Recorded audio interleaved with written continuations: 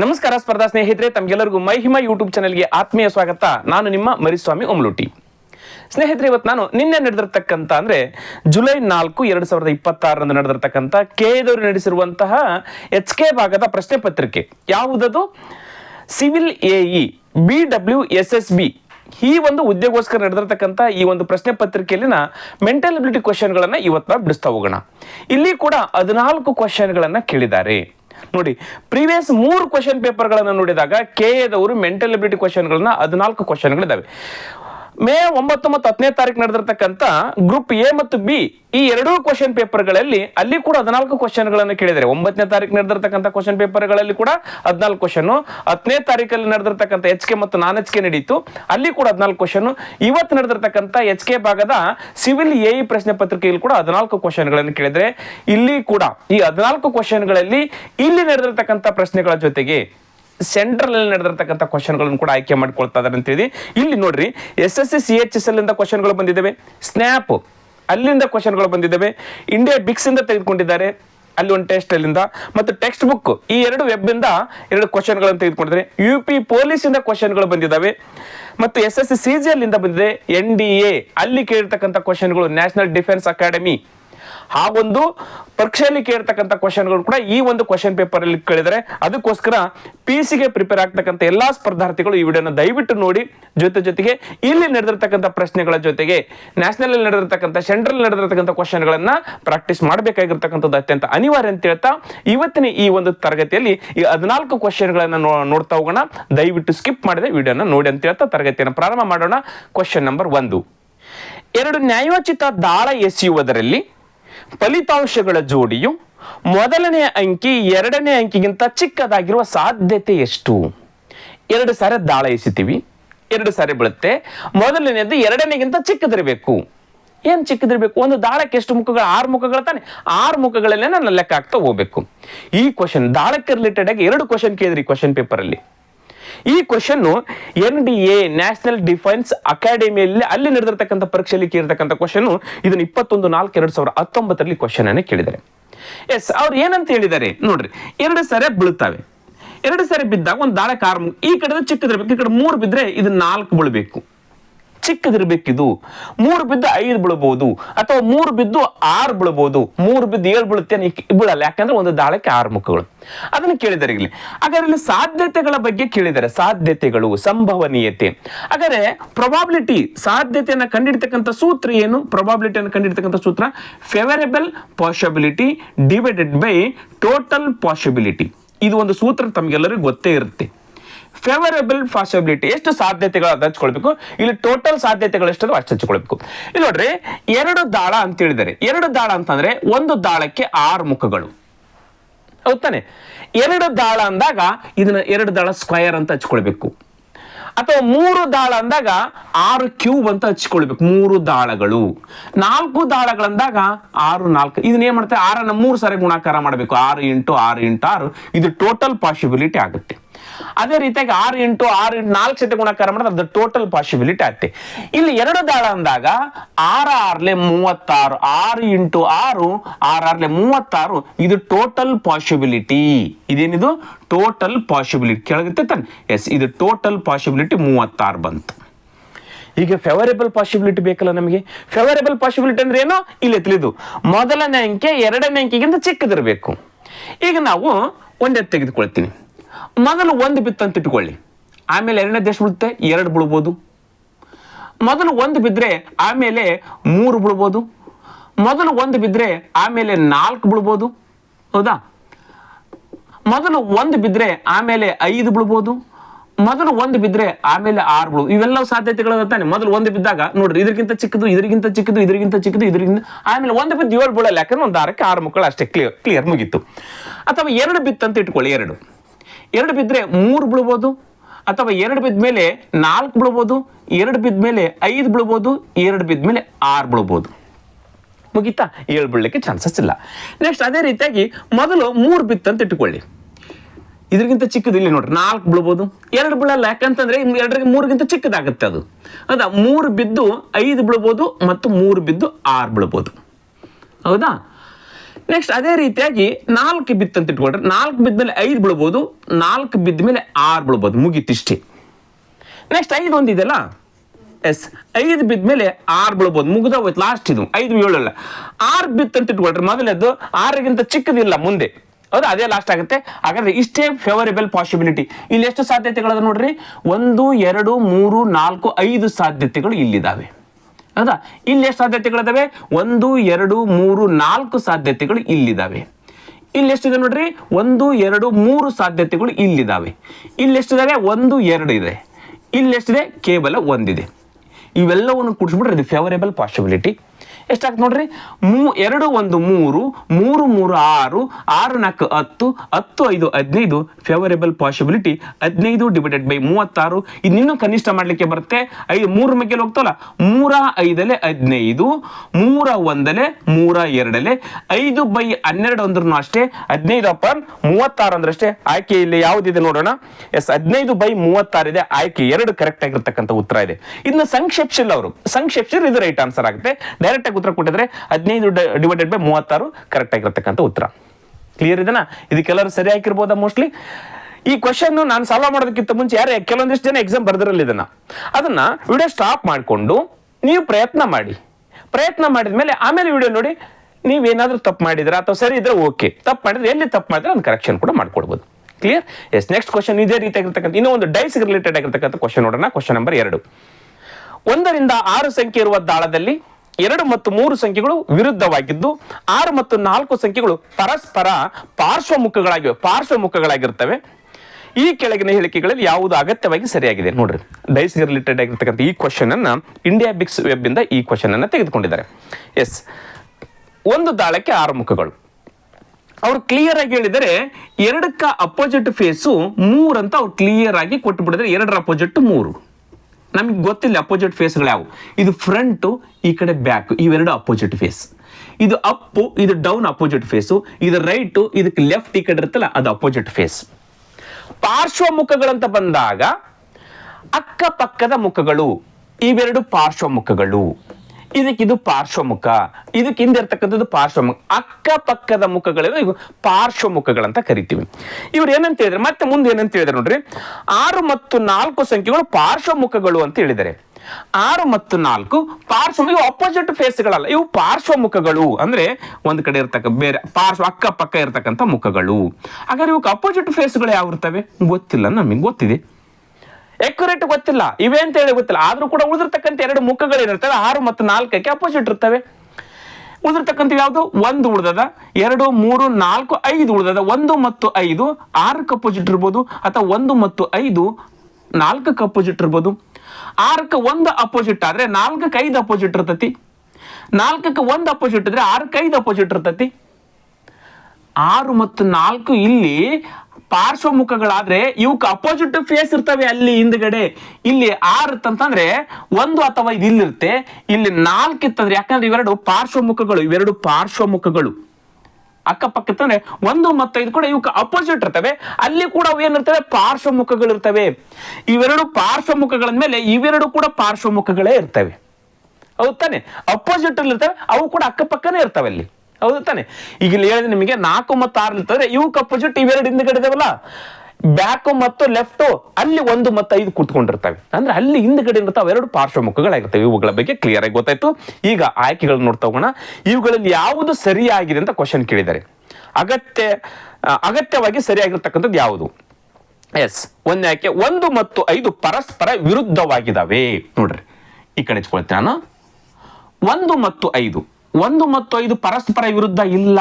ನೋಡ್ರಿ, 6 ಮತ್ತು 4 ಪಾರ್ಶ್ವಮುಖಗಳು, ಇವಕ್ಕೆ ಅಪೋಸಿಟ್ ಆಗಿರ್ತಕ್ಕಂಥದ್ದು 1 ಮತ್ತು 5. ಇಲ್ಲಿ 6 ಮತ್ತು 4 ಪಾರ್ಶ್ವಮುಖ ಅಂದ್ಮೇಲೆ ಇವಕ್ಕೆ ಅಪೋಸಿಟ್ ಆಗಿ ಬರ್ತಕ್ಕಂಥ 1 ಮತ್ತು 5 ಕೂಡ ಪಾರ್ಶ್ವಮುಖಗಳೇ ಇರ್ತವೆ, ಅಪೋಸಿಟ್ ಇರಲಿಕ್ಕೆ ಸಾಧ್ಯತೆನೇ ಇಲ್ಲ. ಹಾಗಾದ್ರೆ ಇಲ್ಲಿ ಕರೆಕ್ಟ್ ಆಗಿ ತಪ್ಪಾಗುತ್ತೆ. 1 ಮತ್ತು 5 ಪರಸ್ಪರ ವಿರುದ್ಧ ಅಲ್ಲ, ಅವು ಪರಸ್ಪರ ಏನಿರ್ತವೆ ಪಾರ್ಶ್ವಮುಖಗಳು, ಅಕ್ಕಪಕ್ಕದ ಮುಖಗಳಾಗಿರ್ತವೆ. ಎಸ್, ಎರಡನೇದು ಬರ್ತೀನಿ. 4 ಮತ್ತು 6 ಪರಸ್ಪರ ವಿರುದ್ಧವಾಗಿದ್ದಾವೆ. ನೋಡ್ರಿ, 4 ಮತ್ತು 6 ಪರಸ್ಪರ ವಿರುದ್ಧ ಇಲ್ಲ. ಅವ್ರ ಸ್ಟೇಟ್ಮೆಂಟ್ ಅಲ್ಲಿ ಹೇಳಿದ್ದಾರೆ 6 ಮತ್ತು 4 ಸಂಖ್ಯೆಗಳು ಪಾರ್ಶ್ವಮುಖಗಳಂತ ಹೇಳಿದರೆ, ಇಲ್ಲಿ ನೋಡಿದ್ರೆ ಎರಡನೇ ಆಯ್ಕೆಯಲ್ಲಿ ವಿರುದ್ಧ ಮುಖ ಅಂತವೆ. ಇದನ್ನ ಯಾವುದೇ ಕಾರಣಕ್ಕೂ ಯಾರು ಹಾಕಿರಬಾರ್ದು, ಇದನ್ನ ಮತ್ತೆ ಎರಡನೇದು ಆಯ್ಕೆ ಸರಿ ಅಂತ ಹಾಕಿರಬಾರ್ದು, ಯಾಕಂದ್ರೆ ಸ್ಟೇಟ್ಮೆಂಟ್ ಅಲ್ಲೇ ಇದೆ ಅದಕ್ಕೂ. ಎಸ್, ನೆಕ್ಸ್ಟ್ ಎರಡನೇದಕ್ಕೆ ಬರ್ತೀನಿ. 2 ಮತ್ತು 6, 4ಕ್ಕೆ ಪಾರ್ಶ್ವಮುಖಗಳು. 4ಕ್ಕೆ ಪಾರ್ಶ್ವಮುಖಗಳಂದಾಗ ಅಕ್ಕಪಕ್ಕದ ಮುಖಗಳು. 4 ಇಲ್ಲಿತ್ತಂತಂದ್ರೆ 2 ಮತ್ತು 6 ಪಾರ್ಶ್ವಮುಖಗಳು. ಇಲ್ಲಿ ಗೊತ್ತಾಯ್ತು ನಿಮಗೆ. ಏನು ಗೊತ್ತಾಯ್ತು? ಪಾರ್ಶ್ವಮುಖಗಳು 4ರ ಅಕ್ಕಪಕ್ಕದ ಮುಖಗಳು. ಇಲ್ಲಿ 4 ಇತ್ತಂತ ಇಟ್ಕೊಳ್ಳಿ, 2 ಇಲ್ಲಿ ಬರಬೇಕು, 6 ಇಲ್ಲಿ ಬರಬೇಕು, ಅಥವಾ 2 ಇಲ್ಲಿ ಬರಬೇಕು, 6 ಇಲ್ಲಿ ಬರಬೇಕು. 4ರ ಅಕ್ಕಪಕ್ಕದ ಮುಖಗಳು 2 ಮತ್ತು 6.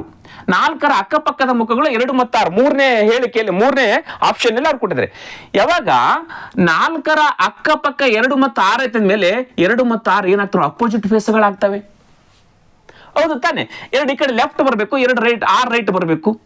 ಅಥವಾ 4ರ ಅಕ್ಕಪಕ್ಕಂದಾಗ ಈ ಕಡೆ 2 ಬರಬೇಕು, ಈ ಕಡೆ 6 ಬರಬೇಕು. 2 ಅಪ್ಪಲ್ಲಿ ಬಂದ್ರೆ 6 ಡೌನ್ ಅಲ್ಲಿ ಬರುತ್ತೆ. 2 ಮತ್ತು 6 ಏನಾಗ್ತವೆ? ಇಲ್ಲಿ ಅಪೋಸಿಟ್ ಫೇಸ್ಗಳಾಗ್ತವೆ. 2 ಮತ್ತು 3 ಅಪೋಸಿಟ್ ಫೇಸ್ ಅದ, 2 ಮತ್ತು 6 ಅಪೋಸಿಟ್ ಫೇಸ್ ಆಗಲ್ಲ. ಹಾಗಾದ್ರೆ ಮೂರನೆಯ ಆಯ್ಕೆ ಕೂಡ ತಪ್ಪಾಗಿರ್ತಕ್ಕಂಥದ್ದು. ಕ್ಲಿಯರ್ ಆಗಿ ಗೊತ್ತಾಯ್ತಾ? ಎಸ್, 3 ತಪ್ಪಾಗಿ 4 ಸರಿ ಇರಲೇಬೇಕು. ನೋಡೋಣ.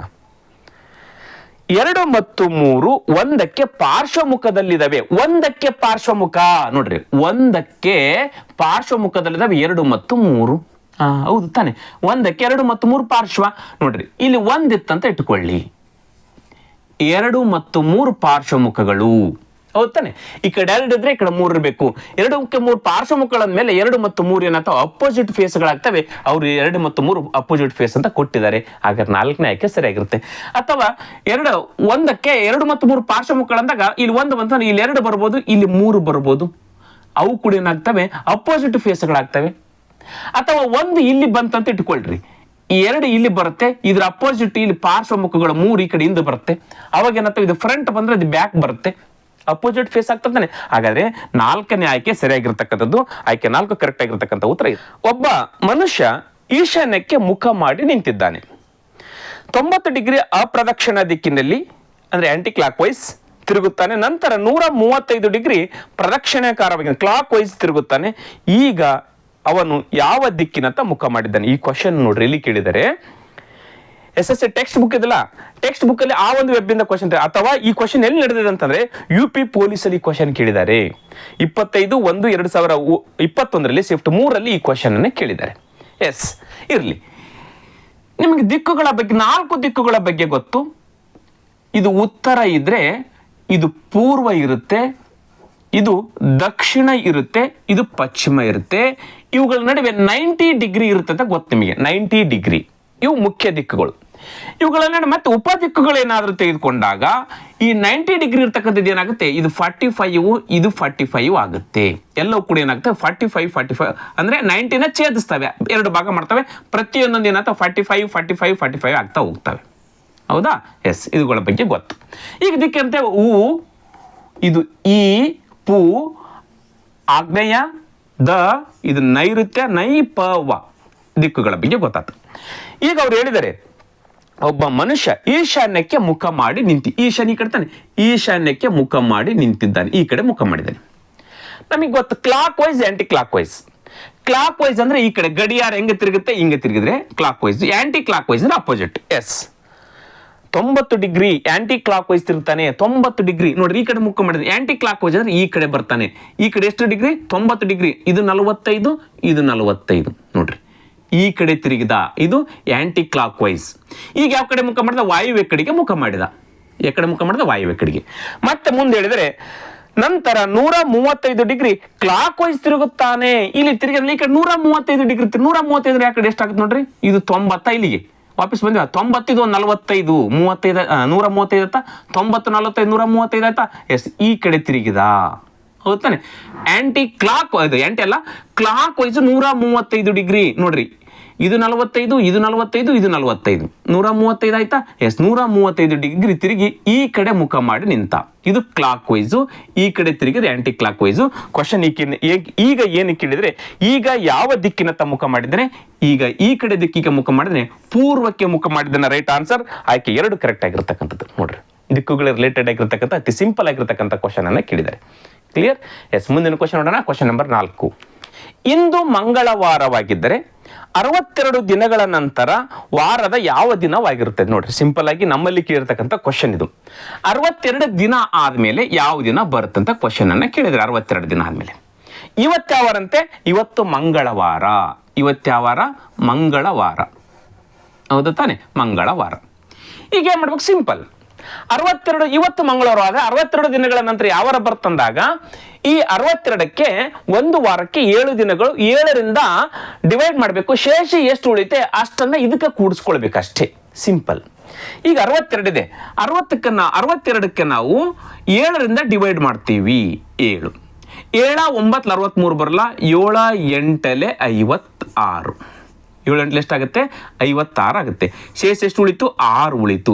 ಎಸ್, ಈ 6 ದಿನಗಳನ್ನ ನಂತರ ನೋಡ್ರಿ, 62 ದಿನಗಳ ನಂತರ ಅಂದಾಗ ಈ ಮಂಗಳವಾರಕ್ಕೆ 6 ದಿನಗಳನ್ನ ಪ್ಲಸ್ ಮಾಡಬೇಕು.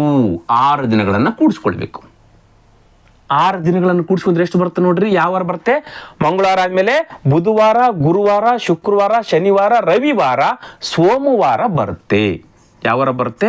ಸೋಮವಾರ is right answer. Monday is correct ಆಗಿರ್ತಕ್ಕಂಥ ಉತ್ತರ.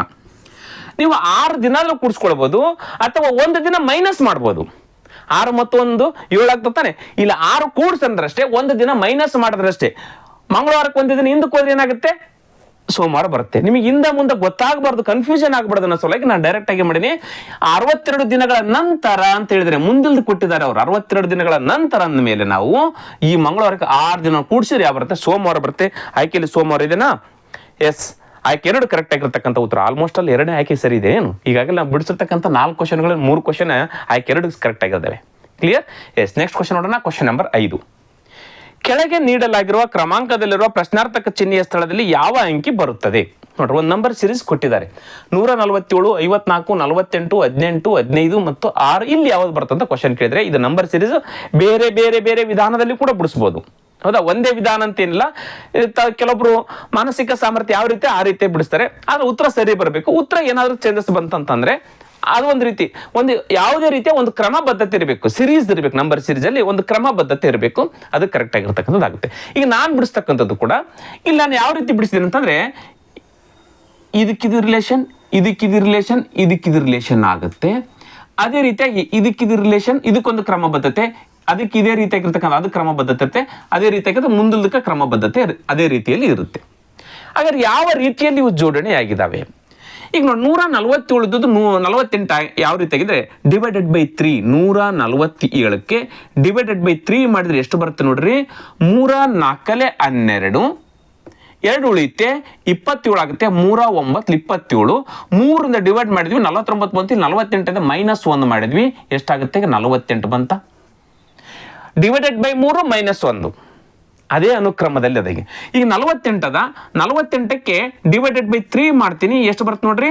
16 ಬಂತು. 16 3 48 -1 ಮಾಡಿದಾಗ ಎಷ್ಟು ಬಂತು? 15 ಬಂತ ನೋಡ್ರಿ. 15 ಬಂತ. ಈಗ ಅದೇ 15ಕ್ಕೆ ಡಿವೈಡೆಡ್ ಬೈ 3 ಮಾಡಿದ್ರೆ ಎಷ್ಟು ಬರುತ್ತೆ? 3 5 15. 5 ಬಂತ. -1 ಮಾಡಿದ್ರೆ ಎಷ್ಟು ಬರುತ್ತೆ? 4 ಬರುತ್ತೆ. ಹಾಗಾದ್ರೆ ಇಲ್ಲಿ ಬರ್ತಕ್ಕಂಥ 4 ಅಂತೇಳಿ ನನ್ನ ಪ್ರಕಾರ ಅದು ನಾನು ಸರಿ ಅಂತೇಳಿ ಹೇಳ್ತಿದ್ದೇನೆ. ನೆಕ್ಸ್ಟ್, ಇವು ಯಾವ ರೀತಿ ಜೋಡಣೆ ಆಗಿದ್ದಾವೆ? 15ಕ್ಕೆ 54 ಇದೆಯಲ್ಲ, 54ಕ್ಕೆ 18 ಯಾವ ರೀತಿ ಬಂದಿದೆ? 54ಕ್ಕೆ ಡಿವೈಡೆಡ್ ಬೈ 3 ನೋಡ್ರಿ. 3 1 3, 2 ಉಳಿತು 24. 3 8 24, 18 ಬಂತ. ಈಗ 18 ಇದ್ದು 6 ಇದ್ದಿದ್ದು ಯಾವ ರೀತಿ ಬಂದಿದೆ? Divided by 3. ಇಲ್ಲಿ ಮೈನಸ್ ಮಾಡಿಲ್ಲ, ಇದು ಕ್ರಮಬದ್ಧತೆ ಕೇವಲ ಡಿವೈಡೆಡ್ ಬೈ 3 ಅದ. ಇಲ್ಲಿ ಡಿವೈಡೆಡ್ ಬೈ 3 -1 ಆಗ್ತಾ ಹೋಗಿದೆ. ಇಲ್ಲಿ ಎಷ್ಟದ? 3 6 18, 6 ಬಂತು. ಎಸ್, ಇಲ್ಲಿ ಯಾವುದು ಬರ್ಬೋದಿತ್ತು ಅಂತ ಬಂದಾಗ 6ಕ್ಕೆ ಡಿವೈಡೆಡ್ ಬೈ 3 ಮಾಡಿದ ತಕ್ಷಣ 3 2 6, ಇಲ್ಲಿ 2 ಬರಬಹುದು, ಬರುತ್ತೆ. ಹೌದಾ? ಹಾಗಾದ್ರೆ ಕೇಳಿರ್ತಕ್ಕಂಥ ಕ್ವಶನ್ ಇದು ತಾನೆ. ಹಾಗಾದ್ರೆ ಇಲ್ಲಿ ಬರ್ತಕ್ಕಂಥ ಕ್ವಶನ್, ಇಲ್ಲಿ ಬರ್ತಕ್ಕಂಥ ಸಂಖ್ಯೆ ಯಾವುದು? 4 ಕರೆಕ್ಟ್ ಆಗಿರ್ತಕ್ಕಂಥದ್ದು. ಯಾವುದ್ರಲ್ಲಿ 4 ಇದೆ? ಆಯ್ಕೆ 2ರಲ್ಲಿ 4 ಇದೆ ನೋಡ್ರಿ. ಇಲ್ಲಿ ಕೂಡ ಆಯ್ಕೆ 2 ಅದ. ಹೌದಾ? 4 ಕರೆಕ್ಟ್ ಆಗಿರ್ತಕ್ಕಂಥ ಉತ್ತರ ಆಗುತ್ತೆ. ಕ್ಲಿಯರ್? ಎಸ್, ನೆಕ್ಸ್ಟ್ ಕ್ವಶನ್ ನೋಡೋಣ. Question number 6.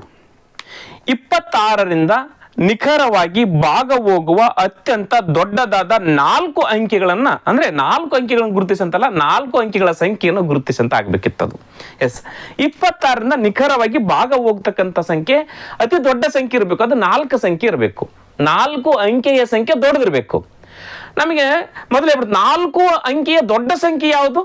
4 ಅಂಕಿಯ ದೊಡ್ಡ ಸಂಖ್ಯೆ ಯಾವುದು? 9 9 9 9 ಮುಗೀತು. ಈ 4 ಅಂಕೆ ದೊಡ್ಡ ಸಂಖ್ಯೆ ಇದೆ, ಇದಕ್ಕಿಂತ ದೊಡ್ಡ ಸಂಖ್ಯೆ ಯಾವುದಿಲ್ಲ. ಪ್ಲಸ್ 1 ಆಗ್ಬಿಟ್ರೆ ಏನಾಗುತ್ತೆ, 10,000 ಆಗಿಬಿಡುತ್ತೆ. ಹಾಗಾದ್ರೆ ಏನ್ ಮಾಡ್ಬೇಕು ನಾವು, ಈ ಅತಿ ದೊಡ್ಡ ಸಂಖ್ಯೆಗೆ 26ರಿಂದ ಡಿವೈಡ್ ಮಾಡ್ತಾ ಹೋಗ್ಬೇಕು. 26ರಿಂದ ಡಿವೈಡ್ ಮಾಡ್ತಾ ಹೋದ್ಮೇಲೆ ಶೇಷ ಎಷ್ಟು ಉಳಿತೆ ಅಷ್ಟನ್ನ ಇದರಲ್ಲಿ ಮೈನಸ್ ಮಾಡಿಬಿಟ್ರೆ ಸಾಕು, ಅದೇ ದೊಡ್ಡ ಸಂಖ್ಯೆ ಆಗುತ್ತೆ. ಹಾಗಾದ್ರೆ ನಾವು 26ರಿಂದ ನಾವು ಡಿವೈಡ್ ಮಾಡ್ತಾ ಹೋಗ್ತೀನಿ. 26ರಿಂದ ಹೌದಾ, 26 ಇದರಲ್ಲಿ ಮೊದಲು 99 ತಗೊಂತೀನಿ. ಹಾಗಾದ್ರೆ 26 ಮೂರ್ಲೆ 78, 26 ನಾಲ್ಕಲೆ 100 ಅಡ್ವಾನ್ಸ್ ಆಗಿ ಹಚ್ಕೊಂಡಿದ್ದೀನಿ ಗೊತ್ತಾಗಲಿ ಅಂತೇಳಿ. 26 ನಾಲ್ಕಲೆ 104 ಬರುತ್ತೆ, ಬರಲ್ಲ. ಹಾಗಾದ್ರೆ 26 ಮೂರ್ಲೆ ಎಷ್ಟಾಗುತ್ತೆ, 78 ಆಗುತ್ತೆ. ಮೈನಸ್ ಮಾಡಿದ್ರೆ ಎಷ್ಟಾಗುತ್ತೆ, 9ರಲ್ಲಿ 8 ಹೋದ್ರೆ 1, 9ರಲ್ಲಿ 2 7 ಹೋದ್ರೆ 2, 21 ಆಯ್ತು. ನೆಕ್ಸ್ಟ್ ಎಷ್ಟು ಇಳಿಸ್ಕೊಂಡ್ವಿ, 9 ಇಳಿಸ್ಕೊಂಡು 219 ಆಯ್ತು. ಈಗ 19 ಬರುತ್ತೆ 219 ನೋಡ್ರಿ. 26 ಎಂಟ್ಲೆ 208, 26 ಎಂಟ್ಲೆ 208 ಬಂತಾ? ಎಸ್. ಈಗ 9ರಲ್ಲಿ 8 ಹೋದ್ರೆ 1, 1ಕ್ಕೆ 1, 2ರಲ್ಲಿ 2 ಹೋದ್ರೆ 0. ಈ 9 ನೆಕ್ಸ್ಟ್ ಈ 9 ಇಳಿಸ್ಕೊಂಡ್ವಿ, 219 ಆಯ್ತು.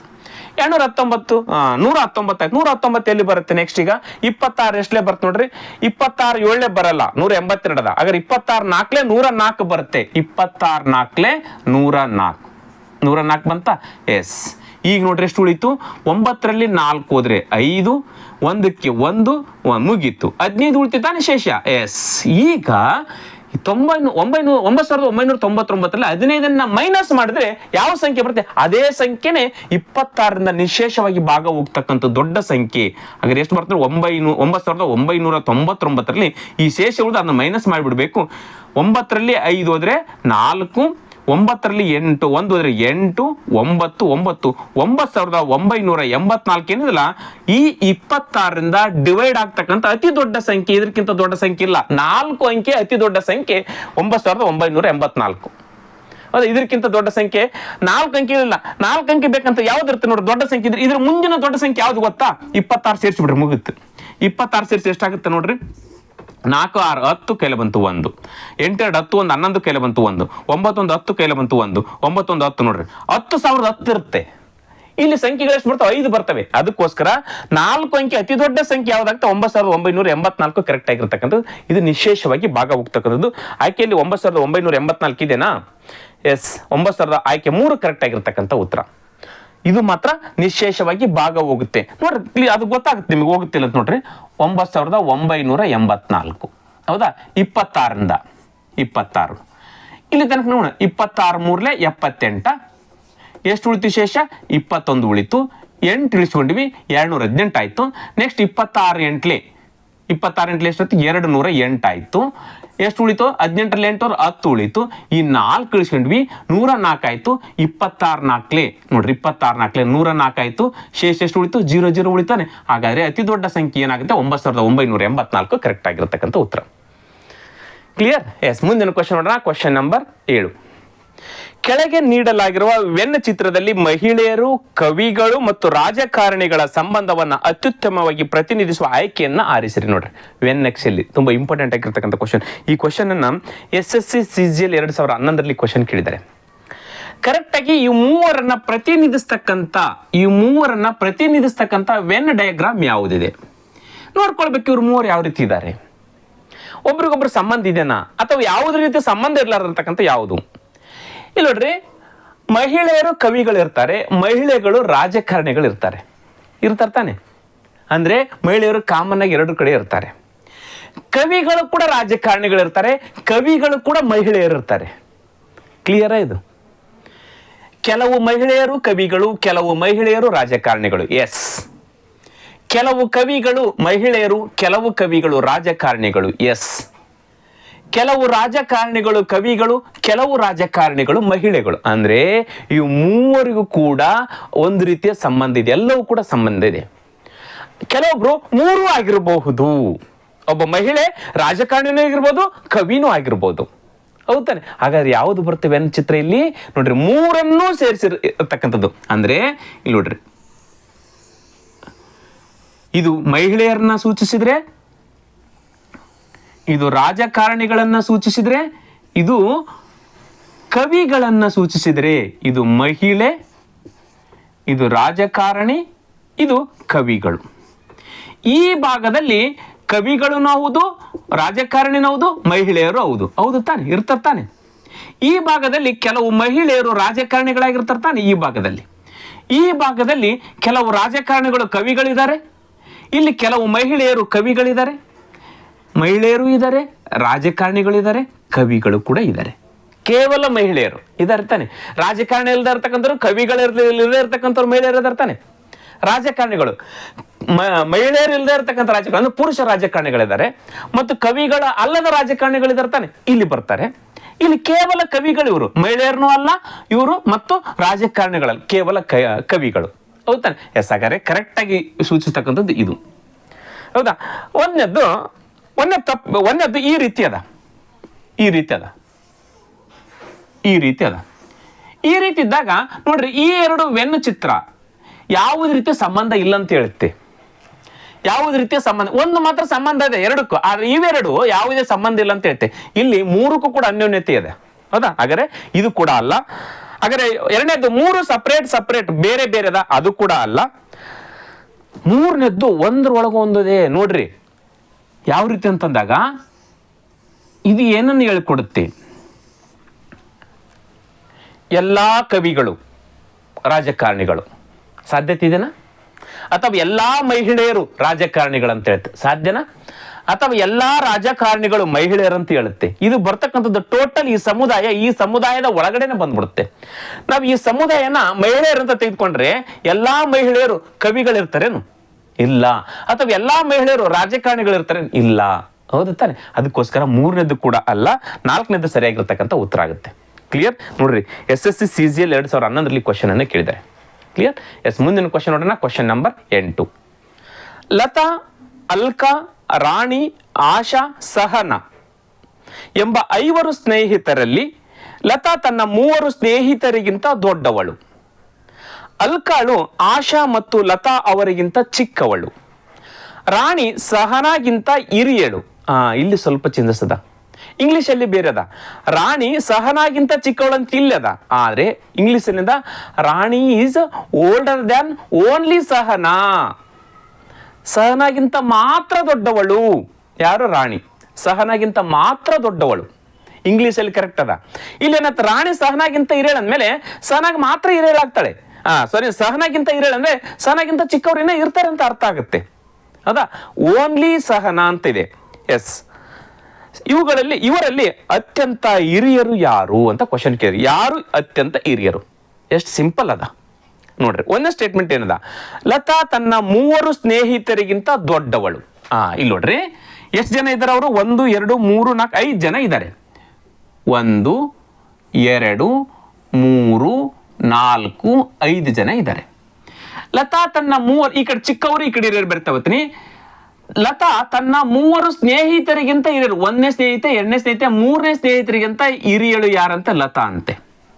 ಹೌದಾನೆ? ಹಾಗಾದ್ರೆ ಇವಳು 5 ಜನದಲ್ಲಿ ಹಿರಿಯಳಲ್ಲ, ಈ ಕೇವಲ ಈ 3 ಮಾತ್ರ ಹಿರಿಯಳ ಮೇಲೆ ಕ್ವಶನ್ ಏನ್ ಕೇಳಿದ್ರೆ ಅತ್ಯಂತ ಹಿರಿಯಳು ಇವಳು ಆಗ್ತಾಳೆ ಇಲ್ಲ. ಇಲ್ಲಿ ಬರ್ತಾರ ಅವರು ಅತ್ಯಂತ ಹಿರಿಯಳಾಗ್ತಾರೆ. ಹಾಗಾದ್ರೆ ಲತಾ ಆಯ್ಕೆ ಅಲ್ಲ, ಅತ್ಯಂತ ಹಿರಿಯಳಲ್ಲ. ಈ 3ಗೆ ಹಿರಿಯಳ ಮೇಲೆ ಇನ್ನೊಬ್ಬಳು ಇಲ್ಲಿದ್ದಾಳೆ, ಯಾರೋ ಗೊತ್ತಿಲ್ಲ. ಹಾಗಾದ್ರೆ ಲತಾ ಮಾತ್ರ ಅಲ್ಲ, ಲತಾ ತೆಗೆದು ಬಿಡ, ಆಯ್ಕೆ ಅಲ್ಲದು. ನೆಕ್ಸ್ಟ್, ಅಲ್ಕಾಳು ಆಶಾ ಮತ್ತು ಲತಾಗಿಂತ ಚಿಕ್ಕವಳು. ಇಲ್ಲಿ ನೋಡ್ರಿ, ಅಲ್ಕಾಳು ಯಾರು? ಆಶಾ ಮತ್ತು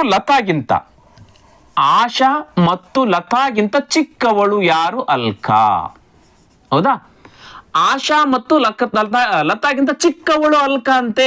ಇಲ್ಲಿ ಚಿಕ್ಕವಳು ಅಂತ ಹೇಳಿದ್ರೆ ಕ್ವಶನ್ ಅಲ್ಲಿ ಏನ್ ಕೇಳಿದ್ರೆ ಹಿರಿಯಳ ಅಂತ ಕೇಳಿದ್ರೆ, ಹಾಗಾದ್ರೆ ಅಲ್ಕಾ ಚಿಕ್ಕವಳ ಮೇಲೆ ಇವಳು ಚಿಕ್ಕವಳು ಆಗ್ತಾಳೆ. ಅಲ್ಕಾ ತೆಗೆದುಬಿಡಿ, ಈಕಿ ಹಿರಿಯಳ ಅಲ್ಲ. ನೋಡ್ರಿ, ಒಂದೇದ್ದು ಹೋಯ್ತು. ನೆಕ್ಸ್ಟ್, ರಾಣಿ ಸಹನಾಗಿಂತ ಹಿರಿಯಳು. ನೋಡ್ರಿ, ರಾಣಿ ಸಹನಾಗಿಂತ ಹಿರಿಯಳು. ಹಾಗಾದ್ರೆ ಸಹನಾ ಚಿಕ್ಕವಳಾಗ್ತಾಳೆ. ಕ್ವಶನ್ ಹಿರಿಯಳು ಕೇಳಿದ್ರೆ ಹಾಗಾದ್ರೆ ಸಹನಾ ಅಲ್ಲ. ನೋಡ್ರಿ, ಅವ್ರು ಕೊಟ್ಟಿರ್ತಕ್ಕಂಥ ಆಯ್ಕೆ ಪ್ರಕಾರ ನಾವು ಎಲಿಮಿನೇಟ್ ಮಾಡ್ತಾ ಹೋದಿವಿ. ಹಾಗಾದ್ರೆ ಇವ್ರು 3 ಅಲ್ಲ ಅಂದ್ಮೇಲೆ ಆಶೆ ಕರೆಕ್ಟ್ ಆಗಿರ್ತಕ್ಕಂಥ ಉತ್ತರ. ಹೌದಾ? ನಾವೇನು ಬಿಡಿಸಲ್ಲ, ಅವ್ರು ಕೇಳ್ತಕ್ಕಂಥದ್ದು ನೋಡ್ತಾ ಹೋಗಿದ್ವಿ. ಒಂದೇದ್ದು ಅಂತ ಕೇಳಿದ್ರೆ ಲತಾ ತನ್ನ 3 ಸ್ನೇಹಿತರಿಗಿಂತ ಹಿರಿಯಳು. ಹಾಗಾದ್ರೆ ಪೂರ್ತಿ ಹಿರಿಯಳಲ್ಲ, ಹಾಗಾದ್ರೆ ಲತಾ ಆಯ್ಕೆ ಅಲ್ಲ. ಎರಡನೇದು ಏನಂತಾರೆ, ಅಲ್ಕಾಳು ಆಶಾ ಮತ್ತು ಲತಾಗಿಂತ ಚಿಕ್ಕವಳು. ಅಲ್ಕಾಳು ಆಶಾ ಮತ್ತು ಲತಾಗಿಂತ ಚಿಕ್ಕವಳು, ಈಕೆ ಹಿರಿಯಳಲ್ಲ, ಹಾಗಾದ್ರೆ ಅಲ್ಕಾ ಓದ್ಲು ತೆಗ್ದ್ವಿ. ಮೂರನೇದು ಏನಂದ್ರೆ ರಾಣಿ ಸಹನಾಗಿಂತ ಹಿರಿಯಳು. ರಾಣಿ ಸಹನಾಗಿಂತ ಹಿರಿಯಳು, ಹಾಗಾದ್ರೆ ಸಹನ ಚಿಕ್ಕವಳು. ಕ್ವಶನ್ ಹಿರಿಯಳಕ್ಕಿದ್ರೆ ಸಹನ ಚಿಕ್ಕವಳ ಮೇಲೆ ಇವು 3 ಆಯ್ಕೆ ತೆಗೆದು ಉಳಿದಿರ್ತಕ್ಕಂಥದ್ದು ಆಶಾ ಕರೆಕ್ಟ್ ಆಗಿರ್ತಕ್ಕಂಥ ಉತ್ತರ ಆಯ್ತು. ಎಸ್, ಈಗ ಇಂಗ್ಲಿಷ್ ವರ್ಷನ್ಗೆ ಬರ್ತೀನಿ ನಾನು. Rani is older than only Sahana ಅಂತ ಇದೆ. ಹೌದಾ, ಇಲ್ಲಿ 5 ಜನ ಕೂಡಿಸ್ತೇನೆ ನಾನೀಗ. ಓನ್ಲಿ ಸಹನಾಗಿಂತ ರಾಣಿ ದೊಡ್ಡವಳ ಮೇಲೆ ಸಹನಾ ಇಲ್ಲಿ ಬರ್ತಾಳೆ, ರಾಣಿ ಇಲ್ಲಿ ಬರ್ತಾಳೆ. ನೋಡ್ರಿ, ಸಹನಾಗಿಂತ ಮಾತ್ರ ದೊಡ್ಡವಳು ರಾಣಿ. ಹೌದಾ, ಎಸ್. ನೆಕ್ಸ್ಟು, ಲತಾ ತನ್ನ 3 ಸ್ನೇಹಿತರಿಂದ, ಎಸ್, ಇನ್ನೊಬ್ರಲ್ಲಿ ಯಾರು ಬರ್ತಾರೆ ಈಗ ಹೇಳ್ತೀನಿ ನೋಡ್ರಿ. ಆಶಾ ಮತ್ತು ಲತಾಗಿಂತ ಅಲ್ಕಾ ಚಿಕ್ಕವಳು. ಲತಾಗಿಂತ ಅಲ್ಕಾ ಚಿಕ್ಕವಳ ಮೇಲೆ ಈ ಪ್ಲೇಸ್ ಯಾರ್ದು ಬರ್ತಿಲ್ಲಿ? ಅಲ್ಕಾ ಬರ್ತೆ. ಯಾರ್ದು ಬರುತ್ತೆ? ಅಲ್ಕಾಳ್ದು ಬರುತ್ತೆ. ಈಗ ಯಾರಿಗಿಂತ ಚಿಕ್ಕವಳು? ಆಶಾ ಮತ್ತು ಲತಾ. ಇಲ್ಲಿ ಲತಾ ಅದಳ ಮೇಲೆ ಇಲ್ಲಿ ಯಾರು ಬರ್ತಾರೆ? ಆಶಾ ಬರ್ತಾಳೆ. ಇದು ಕರೆಕ್ಟ್ ಆಗಿರ್ತಕ್ಕಂಥ ಅವ್ರದ್ದು ಸಿರೀಸ್, ರ್ಯಾಂಕಿಂಗ್ ಸಿರೀಸ್. ಅತಿ ದೊಡ್ಡವಳು ಆಶಾ ಬಂತು ನೋಡ್ರಿ. ಆಮೇಲೆ ಚಿಕ್ಕವಳು ಲತಾ, ಲತಾಗಿಂತ ಚಿಕ್ಕವಳು ಅಲ್ಕಾ, ಅಲ್ಕಾಗಿಂತ ಚಿಕ್ಕವಳು ರಾಣಿ, ಅವಳಿಗಿಂತ ಚಿಕ್ಕವಳು ಸಹನಾ. ಕರೆಕ್ಟ್ ಆಗಿರ್ತಕ್ಕಂಥದ್ದು ಕ್ಲಿಯರ್ ಆಗಿ ಗೊತ್ತಿತ್ತು. Yes, the right answer Asha correct ಆಗಿರ್ತಕ್ಕಂಥ ಉತ್ತರ. ಮುಂದಿನ ಕ್ವಶನ್ ನೋಡೋಣ. Question number 9. ಒಂದು ದೋಣಿಯು ನಿಚ್ಚರ ನೀರಿನಲ್ಲಿನ ವೇಗವು ಗಂಟೆಗೆ 15 ಕಿಲೋಮೀಟರ್, ಅದು ಪ್ರವಾಹದ ವಿರುದ್ಧ ದಿಕ್ಕಿನಲ್ಲಿ 30 ಕಿಲೋಮೀಟರ್ ಪ್ರಯಾಣ ಮಾಡಿ ನಂತರ ಪ್ರವಾಹದ ದಿಕ್ಕಿನಲ್ಲಿ ಅದೇ ಆರಂಭಿಕ ಸ್ಥಳಕ್ಕೆ ಮರಳುತ್ತದೆ. ಈ ಸಂಪೂರ್ಣ ಪ್ರಯಾಣಕ್ಕೆ 4 ಗಂಟೆ 30 ನಿಮಿಷಗಳು ಬೇಕಾಗುತ್ತದೆ. ಹಾಗಾದ್ರೆ ಹರಿವಿನ ವೇಗವನ್ನ ಕಂಡುಹಿಡಿಯಿರಿ, ಸ್ಟ್ರೀಮ್ ಆಫ್ ಸ್ಪೀಡ್ ಅನ್ನ ಕಂಡುಹಿಡಿರಿ ಅಂತ ಕೇಳಿದ್ರೆ. ಎಸ್, ಇಲ್ಲಿ ಬೋಟ್ ಸ್ಪೀಡ್ ಕೊಟ್ಟಿದ್ದಾರೆ. ಬೋಟ್ ಸ್ಪೀಡ್, ನಿಂತ ನೀರಿನಲ್ಲಿ ದೋಣಿ ಎಷ್ಟು ಸ್ಪೀಡ್ ಹೋಗುತ್ತಂತ ಕೊಟ್ಟಿದ್ದಾರೆ. ಎಷ್ಟು ಸ್ಪೀಡ್ ಹೋಗುತ್ತಂತೆ? 15 ಕಿಲೋಮೀಟರ್ ಪರ್ ಅವರ್. ಇದೇನಿದು? ದೋಣಿ ಸ್ಪೀಡು. ಕ್ವಶನ್ ಕೇಳಿದೇನು? ಸ್ಟ್ರೀಮ್, ನೀರಿನ ಹರಿವಿನ ಸ್ಪೀಡ್, ಕರೆಂಟ್ ಸ್ಪೀಡ್ ಕೇಳಿದ್ದಾರೆ. ಗೊತ್ತಿಲ್ಲ ನಮಗೆ. ಹೌದಾ, ಎಸ್. ಈಗ ಆ ದೋಣಿ ಪ್ರವಾಹದ ವಿರುದ್ಧ ದಿಕ್ಕಿಗೆ 30 ಕಿಲೋಮೀಟರ್ ಹೋಗಿ ಪ್ರವಾಹದೊಂದಿಗೆ ವಾಪಸ್ 30 ಕಿಲೋಮೀಟರ್ ಬರ್ಲಿಕ್ಕೆ ತೆಗೆದುಕೊಂಡಿರ್ತಕ್ಕಂಥ ಟೈಮ್ ಕೊಟ್ಟಿದ್ದಾರೆ 4 ಗಂಟೆ 30 ನಿಮಿಷ ಅಂತೇಳಿ. ಎಸ್, ಟೈಮ್ ಕೊಟ್ಟಿದ್ದಾರೆ. ಟೈಮ್ ಎಷ್ಟು ಕೊಟ್ಟಿದ್ದಾರೆ? ಟೈಮು 4 ಗಂಟೆ 30 ನಿಮಿಷ 30 ಮಿನಿಟ್ಸ್ ಅಂತ ಕೊಟ್ಟಿದ್ದಾರೆ. ಇದು ಎಷ್ಟಾಗುತ್ತೆ ನೋಡ್ರಿ? 4 ಗಂಟೆ 30 ನಿಮಿಷ ಅಂದಾಗ 4 ಗಂಟೆ 4:15 ನಿಮಿಷ, 4:15 ಗಂಟೆ. ಹೌದಾ, 4:15 ಗಂಟೆ ಆಗುತ್ತೆ, 4 ನಿಮಿಷ. ಇದನ್ನ ಸಂಕ್ಷೇಪಿಸಿದ್ರೆ ಎಷ್ಟಾಗುತ್ತೆ ನೋಡ್ರಿ? ಮಿಶ್ರ ಭಿನ್ನ ರಾಶಿ ವಿಷಮ ಮಾಡಿದ್ರೆ 4 8 8 1 9/2 ಆಗುತ್ತೆ. ಇದು ಗಂಟೆ. 4:15 ಗಂಟೆ ಅಂದ್ರೆ ಅಷ್ಟೇ, 9 2 ಗಂಟೆ ಅಂದ್ರೂ ಅಷ್ಟೇ. ಕ್ಲಿಯರಾ? ಎಸ್. ಈಗ ಪ್ರವಾಹದ ವಿರುದ್ಧ ಹೋಗಿ 30 ಕಿಲೋಮೀಟರ್ ಹೋಗಿ ಪ್ರವಾಹದೊಂದಿಗೆ ವಾಪಸ್ 30 ಕಿಲೋಮೀಟರ್ ಬಂದಿದ್ರೆ, ಹಾಗಾದ್ರೆ ಇಲ್ಲಿದ್ದ ಡಿಸ್ಟೆನ್ಸ್ ಎಷ್ಟಿದೆ? 30 ಕಿಲೋಮೀಟರ್. ಈಗ ನಮಗೆ ಡಿಸ್ಟೆನ್ಸ್ ಕೂಡ ಗೊತ್ತಾಯ್ತು. ಡಿಸ್ಟೆನ್ಸ್ ಎಷ್ಟು? 30 ಕಿಲೋಮೀಟರ್. ಹೌದಾ, 30 ಕಿಲೋಮೀಟರ್ ಹೋಗಿ ಬರ್ಲಿಕ್ಕೆ 9:15 ಗಂಟೆ ಅಂತ ಹೇಳಿದ್ದಾರೆ. ಕೇಳಿ, ಈಗ ನಮಗೆ ಪ್ರವಾಹದೊಂದಿಗೆ ಹೋಗುವಾಗ ಆ ಬೋಟಿನ ಸ್ಪೀಡ್ ಏನಾಗಿರುತ್ತೆ, ಪ್ರವಾಹದ ವಿರುದ್ಧ ಹೋಗುವಾಗ ಆ ಬೋಟಿನ ಸ್ಪೀಡ್ ಏನಾಗಿರುತ್ತೆ ಅದು ಗೊತ್ತಿರಬೇಕು.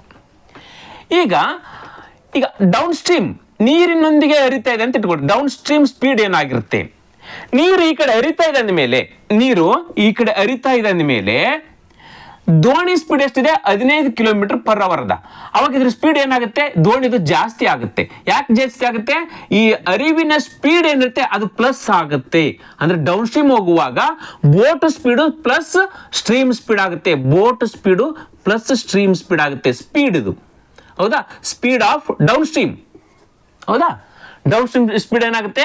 ನೀರಿನ ಹರಿವು ಇಂದ ಫೋಕಸ್ ಫುಲ್ ಮಾಡುತ್ತೆ, ಅಂದ್ರೆ ತಳ್ಳುತ್ತೆ. ಹೌದಾ, ಸಪೋರ್ಟ್ ಮಾಡ್ತದೆ ಮತ್ತಷ್ಟು ಜಾಸ್ತಿ ಆಗಿ ಹೋಗ್ಲಿಕ್ಕೆ. ಅವಾಗ ಏನಾಗುತ್ತೆ? ಇದ್ರ ಸ್ಪೀಡ್ ಜಾಸ್ತಿ ಆಗುತ್ತೆ. ಎಷ್ಟು ಜಾಸ್ತಿ? ನೀರಿನ ಹರಿವಿನ ಎಷ್ಟು ಸ್ಪೀಡ್ ಇರುತ್ತೆ ಅಷ್ಟು ಜಾಸ್ತಿ ಆಗುತ್ತೆ.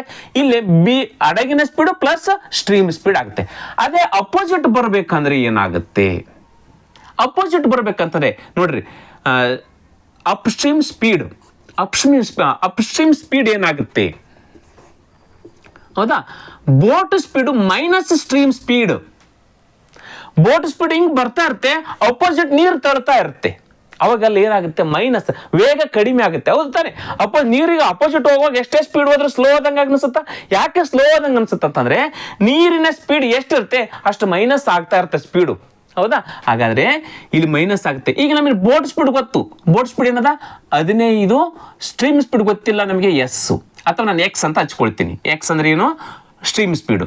ಇಲ್ಲಿ ಏನಾಗುತ್ತೆ 15 boat speed minus x.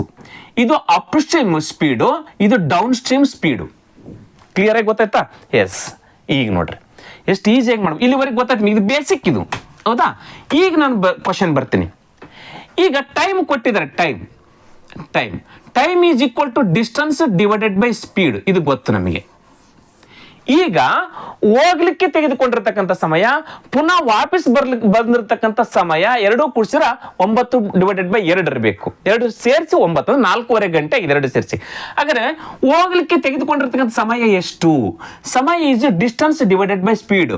Distance ಎಷ್ಟಿದೆ ನೋಡ್ರಿ, ಟೈಮ್ ಡಿಸ್ಟನ್ಸ್ ಎಷ್ಟು? 30 ಕಿಲೋಮೀಟರ್ ಹೋಗ್ಲಿಕ್ಕೆ ಅಪ್ ಸ್ಟ್ರೀಮ್ ಸ್ಪೀಡ್ ಏನಿದೆ? 15 ಮೈನಸ್ ಎಕ್ಸ್. ಆಯ್ತಾ? ಡೌನ್ ಸ್ಟ್ರೀಮ್ ಬರ್ಬೇಕಂದ್ರೆ ಎಷ್ಟು? ಸ್ಪೀಡ್ ಎಷ್ಟು? ಡಿಸ್ಟೆನ್ಸ್ ಎಷ್ಟಿದೆ? 30 ಕಿಲೋಮೀಟರ್ ಡೌನ್ ಬರಬೇಕು. ಅದ್ರ ಸ್ಪೀಡ್ ಏನಾಗಿರುತ್ತೆ? ಜಾಸ್ತಿ ಇರುತ್ತೆ. 15 ಪ್ಲಸ್ ಎಕ್ಸ್ ಆಗಿರುತ್ತೆ. 15 ಪ್ಲಸ್ ಎಕ್ಸ್ ಆಗಿರುತ್ತೆ. ಈಗ ಹೋಗ್ಲಿಕ್ಕೆ ಟೈಮ್ ಸಿಕ್ತಿಲ್ಲಿ, ಬರ್ಲಿಕ್ಕೆ ಟೈಮ್ ಇಲ್ಲಿ ಸಿಕ್ತು. ಈ ಎರಡೂ ಟೈಮನ್ನ ಕೂಡಿಸಿದ್ರೆ ಎಷ್ಟಾಗುತ್ತೆ? 9/2 ಆಗುತ್ತೆ. ಅಂದ್ರೆ 4.5 ಗಂಟೆ ಆಗುತ್ತೆ. ಇದು ಗೊತ್ತಾಯ್ತು ನಿಮಗೆ? ಇಷ್ಟು ಗೊತ್ತಾಗ್ಬಿಟ್ರೆ ಮುಗಿದೋಯ್ತು, ಲೆಕ್ಕ ಮುಗ್ದಂಗೆ. ಈಗ ಇವೆರಡು ಲಾಸ್ ತೆಗಿಬೇಕು. ಇವೆರಡು ಲಾಸ್ ತೆಗೆದುಕೊಂಡು ಏನ್ ಮಾಡ್ಬೇಕು? ನಿಮ್ಗೆ ಹೇಳಿದ್ದೆ, ನಾನು ಹೇಳ್ತಾ ಇರ್ತೀನಿ ನಾನು ಯಾವಾಗ್ಲೂ. ಇವಾಗ ಲಾಸ್ ಇಲ್ಲಿ ಏನು ಬೇರೆ ಬೇರೆ ಸಂಖ್ಯೆ ಇದೆ, ಇವೆರಡು ಗುಣಾಕಾರ ಮಾಡಿ ಹಚ್ಕೊಂಡ್ಬಿಡ್ಬೇಕು. ಇದನ್ನ ಇಲ್ಲಿ ಗುಣಾಕಾರ ಮಾಡಬೇಕು, ಇದನ್ನ ಇಲ್ಲಿ ಗುಣಾಕಾರ ಮಾಡ್ಕೊಳ್ಳೋ, ಮುಗಿದ ಹೋಗ್ಬಿಡುತ್ತೆ. ಹೌದಾ? ಈಗ ನಿಮಗೆ 1/5 ಮತ್ತು 1/4 ಇದೆ. ಇವೆರಡು ಗುಣಾಕಾರ ಮಾಡ್ಕೊಂಡ್ಬಿಡ್ಬೇಕು. ಲೇಕ 5 4 ಲಸ ತೆಗೆದ್ರೆ ಅಂದ್ರೆ ಅಷ್ಟೇ, ಇವೆರಡು ಗುಣಾಕಾರ ಮಾಡಿದ್ರೆ ಅಷ್ಟೇ. 5 4 ಎಷ್ಟಾಗುತ್ತೆ? 20 ಅಂತ ಹಚ್ಕೊಂಡ್ಬಿಡ್ತೀವಿ. ಗುಣಾಕಾರ 5 4 20, ಇವೆರಡು ಗುಣಾಕಾರ ಮಾಡಿದ್ರೆ ಎಷ್ಟು ಬರುತ್ತೆ? 20 ಬರುತ್ತೆ. ಈಗ ಈ 5ಅನ್ನ ಇಲ್ಲಿ ಗುಣಾಕಾರ ಮಾಡ್ಕೊಂಡ್ಬಿಡ್ಬೇಕು, ಈ 4ಅನ್ನ ಇಲ್ಲಿ ಗುಣಾಕಾರ ಮಾಡ್ಕೊಂಡ್ಬಿಡ್ಬೇಕು. ಹೌದಾನೆ? 5 4 20, 4 5 20. ಅದೇ ರೀತಿಯಾಗಿ ಇಲ್ಲಿ ಇವೆರಡು ಗುಣಾಕಾರ ಮಾಡ್ಕೊಳ್ಬೇಕು. ಈಗ ಇಲ್ಲಿ 15 minus X, 15 plus X, A minus B, A plus B ಏನಾಗುತ್ತೆ? A minus B, A plus B, A plus B into bracket A minus B equal to A square minus B square. ಹೌದಾ? ಇದು ಸೂತ್ರ ಗೊತ್ತಾ ನಮಗೆ? ಹಾಗಾದ್ರೆ A square minus B square ಅಂದ್ರೆ 15 square minus X square. ಆಯ್ತಾ? ಈಗ ಈ 15 ಮೈನಸ್ ಎಕ್ಸ್ ಅನ್ನು ಇದಕ್ಕೆ ಗುಣಾಕಾರ ಮಾಡಬೇಕು. 15 ಮೈನಸ್ ಎಕ್ಸ್. ಹೌದಾ? ಈ 15 ಪ್ಲಸ್ ಎಕ್ಸ್ ಅನ್ನು ಇದಕ್ಕೆ ಗುಣಾಕಾರ ಮಾಡಬೇಕು. 15 ಪ್ಲಸ್ ಎಕ್ಸ್. ಹೌದಾ? ಈಗ ಇವೆರಡು ಗುಣಾಕಾರ ಮಾಡೋಣ, ಇಲ್ಲಿ ಹಚ್ಕೊಡ್ರಿ. ಇವೆರಡು ಗುಣಾಕಾರ ಮಾಡ್ಕೊಂಡು ಇಲ್ಲಿ ಹಚ್ಕೊಡ್ರಿ. ಇಸ್ ಈಕ್ವಲ್ ಟು 9/2 ಅಂತ ಇಲ್ಲಿ ಹಚ್ಕೊಂಡ್ಬಿಡಿ. ಹೌದಾ? ಎಸ್. ಈಗ ನೋಡ್ರಿ, 15 3 45, 450 ಆಯ್ತು. ಇಲ್ಲಿ ಪ್ಲಸ್ಗೆ ಪ್ಲಸ್, 30 × x 30x. ಮುಗಿತಾ? ಇವೆರಡರ ಮುಗಿತಾ? ಇಲ್ಲಿ ಏನದ? ಪ್ಲಸ್ ಅದ, ಪ್ಲಸ್ಗೆ ಪ್ಲಸ್. 15 2 15 3 45, 450. ಮೈನಸ್ ಇದೆ ನೋಡ್ರಿ, ಇಲ್ಲಿ plus into minus minus, 30 × x 30x. ಇಲ್ಲಿ ನೋಡ್ರಿ, ಇಲ್ಲಿ ಪ್ಲಸ್ 30x, ಇಲ್ಲಿ minus 30x is equal to 9/2 ಹಚ್ಕೊಳ್ಬೇಕು. 9/2. ಇಲ್ಲಿ ಮೈನಸ್ 30x, ಇಲ್ಲಿ ಪ್ಲಸ್ 30x ಕ್ಯಾನ್ಸಲ್ ಆಯ್ತು. ಉಳಿದಿರ್ತಕ್ಕಂಥದ್ದು 450 ಮತ್ತು 450 ಎಷ್ಟು ಎಕ್ಸ್ ಆಗುತ್ತೆ? 450 900 ಆಯಿತು. Divided by 15 square 225 minus X square ಕೆಳಗಡೆ ಹೆಂಗಿದೆ ದಂಗೆ ಹಚ್ಕೊಂಡ್ವಿ. ಇಸ್ ಈಕ್ವಲ್ ಟು 9/2ಗೆ 9/2. ಕ್ಲಿಯರ್ ಆಯ್ತಾ? ಈಗ ಈ 2 ಬಂದು ಇದಕ್ಕೆ ಗುಣಾಕಾರ ಆಗುತ್ತೆ, ಈ 9 ಇದಕ್ಕೆ ಗುಣಾಕಾರ ಆಗುತ್ತೆ. ಹೌದಾ? ಈ 2 ಇದಕ್ಕೆ ಗುಣಾಕಾರ ಆಗುತ್ತೆ, ಕ್ರಾಸ್ ಮಲ್ಟಿಪಲ್. ಈ 9 ಇದಕ್ಕೆ ಗುಣಾಕಾರ, ಕಂಪ್ಲೀಟ್ ಈ ಸಂಖ್ಯೆಗೆ ಗುಣಾಕಾರ ಆಗುತ್ತೆ. ಇಲ್ಲಿ ಹಚ್ಕೊಳ್ತೀನಿ ನೋಡ್ರಿ. ಮುಂದೆ 9 × 225 ಎಷ್ಟಾಗುತ್ತೆ ನೋಡ್ರಿ? 9 45ಕ್ಕೆ 5 ಕೈಲೆ ಬಂತು 4. 9 7 18 4, 22ಕ್ಕೆ 2 ಕೈಲೆ ಬಂತು 2. 9 7 18 1 2 20. ಗುಣಾಕಾರ ಆಯ್ತಾ? ಈಗ ಇದಕ್ಕೆ ಗುಣಾಕಾರ minus 9 × x square 9x square. ಇದಕ್ಕೆ ಇದು ಗುಣಾಕಾರ ಆಯ್ತಾ? ಎಸ್. ಈಸ್ ಈಕ್ವಲ್ ಟು 900 2 18, 9 7 18, 1800 ಆಯಿತು. ಮುಗಿದೋಯ್ತು. ಈಗ ಇದನ್ನ ಹೊರಗಡೆ ತೆಗೆದುಕೊಳ್ತೀನಿ, ಇದು ಹೊರಗಡೆ ಹಾಕ್ತೀನಿ. ಯಾಕಂದ್ರೆ ಮೈನಸ್ ಎಕ್ಸ್ ಸ್ಕ್ವೇರ್ ನಮ್ಗೆ ಎಕ್ಸ್ ಬೇಕಲ್ಲ, ಈ ಎಕ್ಸ್ ಹೊರಗಡೆ ಹಾಕ್ಬಿಡ್ತೀನಿ. ನೋಡ್ರಿ, 20 25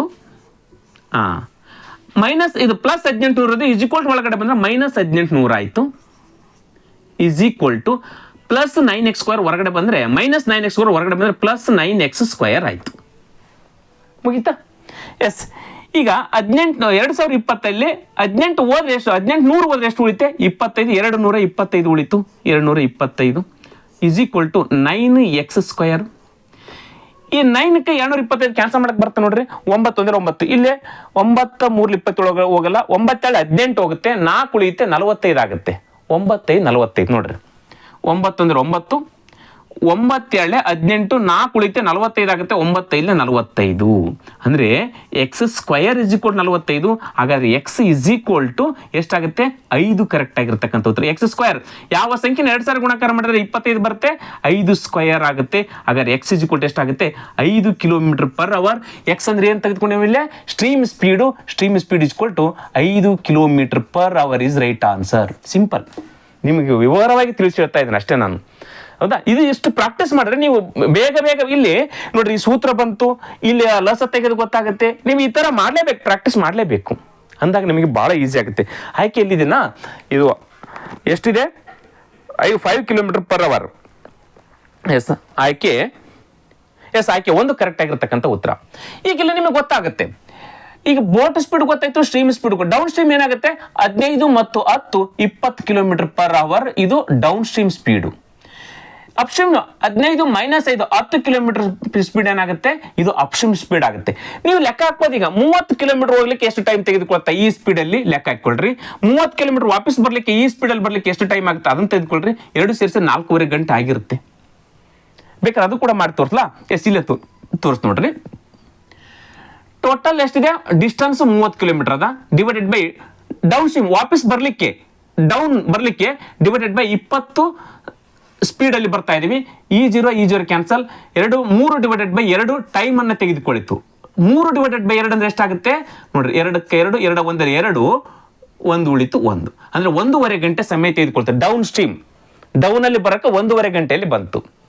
ಹೌದಾ? ಈಗ ಅಪ್ಸ್ಟ್ರೀಮ್ ಬರ್ಲಿಕ್ಕೆ ಟೋಟಲ್ ಡಿಸ್ಟೆನ್ಸ್ ಎಷ್ಟಿದೆ? 30 km ಅದ. ಸ್ಪೀಡ್ ಏನಿದೆ? ಸ್ಪೀಡ್ ಏನಿದೆ? 10 km ಅದ. ನೋಡ್ರಿ, ಈ 0 ಕ್ಯಾನ್ಸಲ್. ಎಷ್ಟು ಟೈಮ್ ತೆಗೆದು? 3 ಗಂಟೆ ತೆಗೆದುಕೊಳ್ತು. 3 ಗಂಟೆ ಅಪೋಸಿಟ್ ಅಪ್ಸ್ಟ್ರೀಮ್ ಹೋಗ್ಲಿಕ್ಕೆ 3 ಗಂಟೆ, ವಾಪಸ್ ಬರ್ಲಿಕ್ಕೆ 1.5 ಗಂಟೆ, 3 1.5 4.5 ಗಂಟೆ ಆಯ್ತಾ? ನೋಡ್ರಿ, ಇದು ನಾವು ಟ್ಯಾಲಿ ಮಾಡ್ಬೇಕಾಯ್ತು. ಕ್ಲಿಯರ್ ಆಗಿ ಗೊತ್ತದು? ಈಸಿಯಾಗಿ ನಿಮಗೆ ಅರ್ಥ ಆಗಿದೆ ಅನ್ಕೊಳ್ತೀನಿ. ಸ್ವಲ್ಪ ದೊಡ್ಡದಾಗಿ ಹೇಳಿದ್ರೆ ಚಿಂತಿಲ್ಲ, ನಿಮಗೆ ತಿಳಿವಾಗಿ ಹೇಳ್ತಾ ಇದ್ದೀನಿ. ಕ್ಲಿಯರ್? ಎಸ್. ನೆಕ್ಸ್ಟ್ ಕ್ವಶನ್ ನೋಡೋಣ. Question number 10. ಈ ಪ್ರಶ್ನೆಯು ಒಂದು ಹೇಳಿಕೆಯ ಜೊತೆಗೆ ಊಹೆ 1 ಮತ್ತು ಊಹೆ 2 ಒಳಗೊಂಡಿರ್ತದೆ. ಒಂದು ಸ್ಟೇಟ್ಮೆಂಟ್ ಅದ, ಆಮೇಲೆ ಊಹೆಗಳಿದಾವೆ. ಸಾಮಾನ್ಯವಾಗಿ ತಿಳಿದಿರುವ ಸತ್ಯಕ್ಕೆ ವಿರುದ್ಧವಾಗಿದ್ದರೂ, ಹೇಳಿಕೆಗಳು ಸತ್ಯಕ್ಕೆ ವಿರುದ್ಧವಾಗಿದ್ದರೂ ಕೊಟ್ಟ ಹೇಳಿಕೆಯು ಸರಿಯಾಗಿದೆ ಎಂದು ಭಾವಿಸಿಕೊಳ್ಬೇಕು. ಅವ್ರು ಕೊಟ್ಟಿದ್ದ ಸರಿ ಅಂತ ತಿಳ್ಕೊಳ್ಬೇಕು ಸ್ಟೇಟ್ಮೆಂಟ್ ಅನ್ನ. ತಾರ್ಕಿಕವಾಗಿ ಈ ಕೆಳಗಿನ ಯಾವ ಊಹೆಯು ಕೊಟ್ಟ ಹೇಳಿಕೆಗೆ ಸರಿಯಾಗಿದೆ ಎಂದು ನಿರ್ಧರಿಸಿ. ಕೊಟ್ಟಿರ್ತಕ್ಕಂಥದ್ದು ಯಾವುದು ಸರಿಯಾಗಿದೆ ಅಂತ ಕೇಳಿದಾದ್ರೆ, ಎಸ್, ಹೇಳಿಕೆಯನ್ನು ಕೊಟ್ಟಿದ್ದಾರೆ. ಇದೇನು ಬಿಡಿಸೋದೇ ಅವಶ್ಯಕತೆ ಇಲ್ಲ, ಓವರ್ ಆಗಿ ಹೇಳ್ಬೋದು.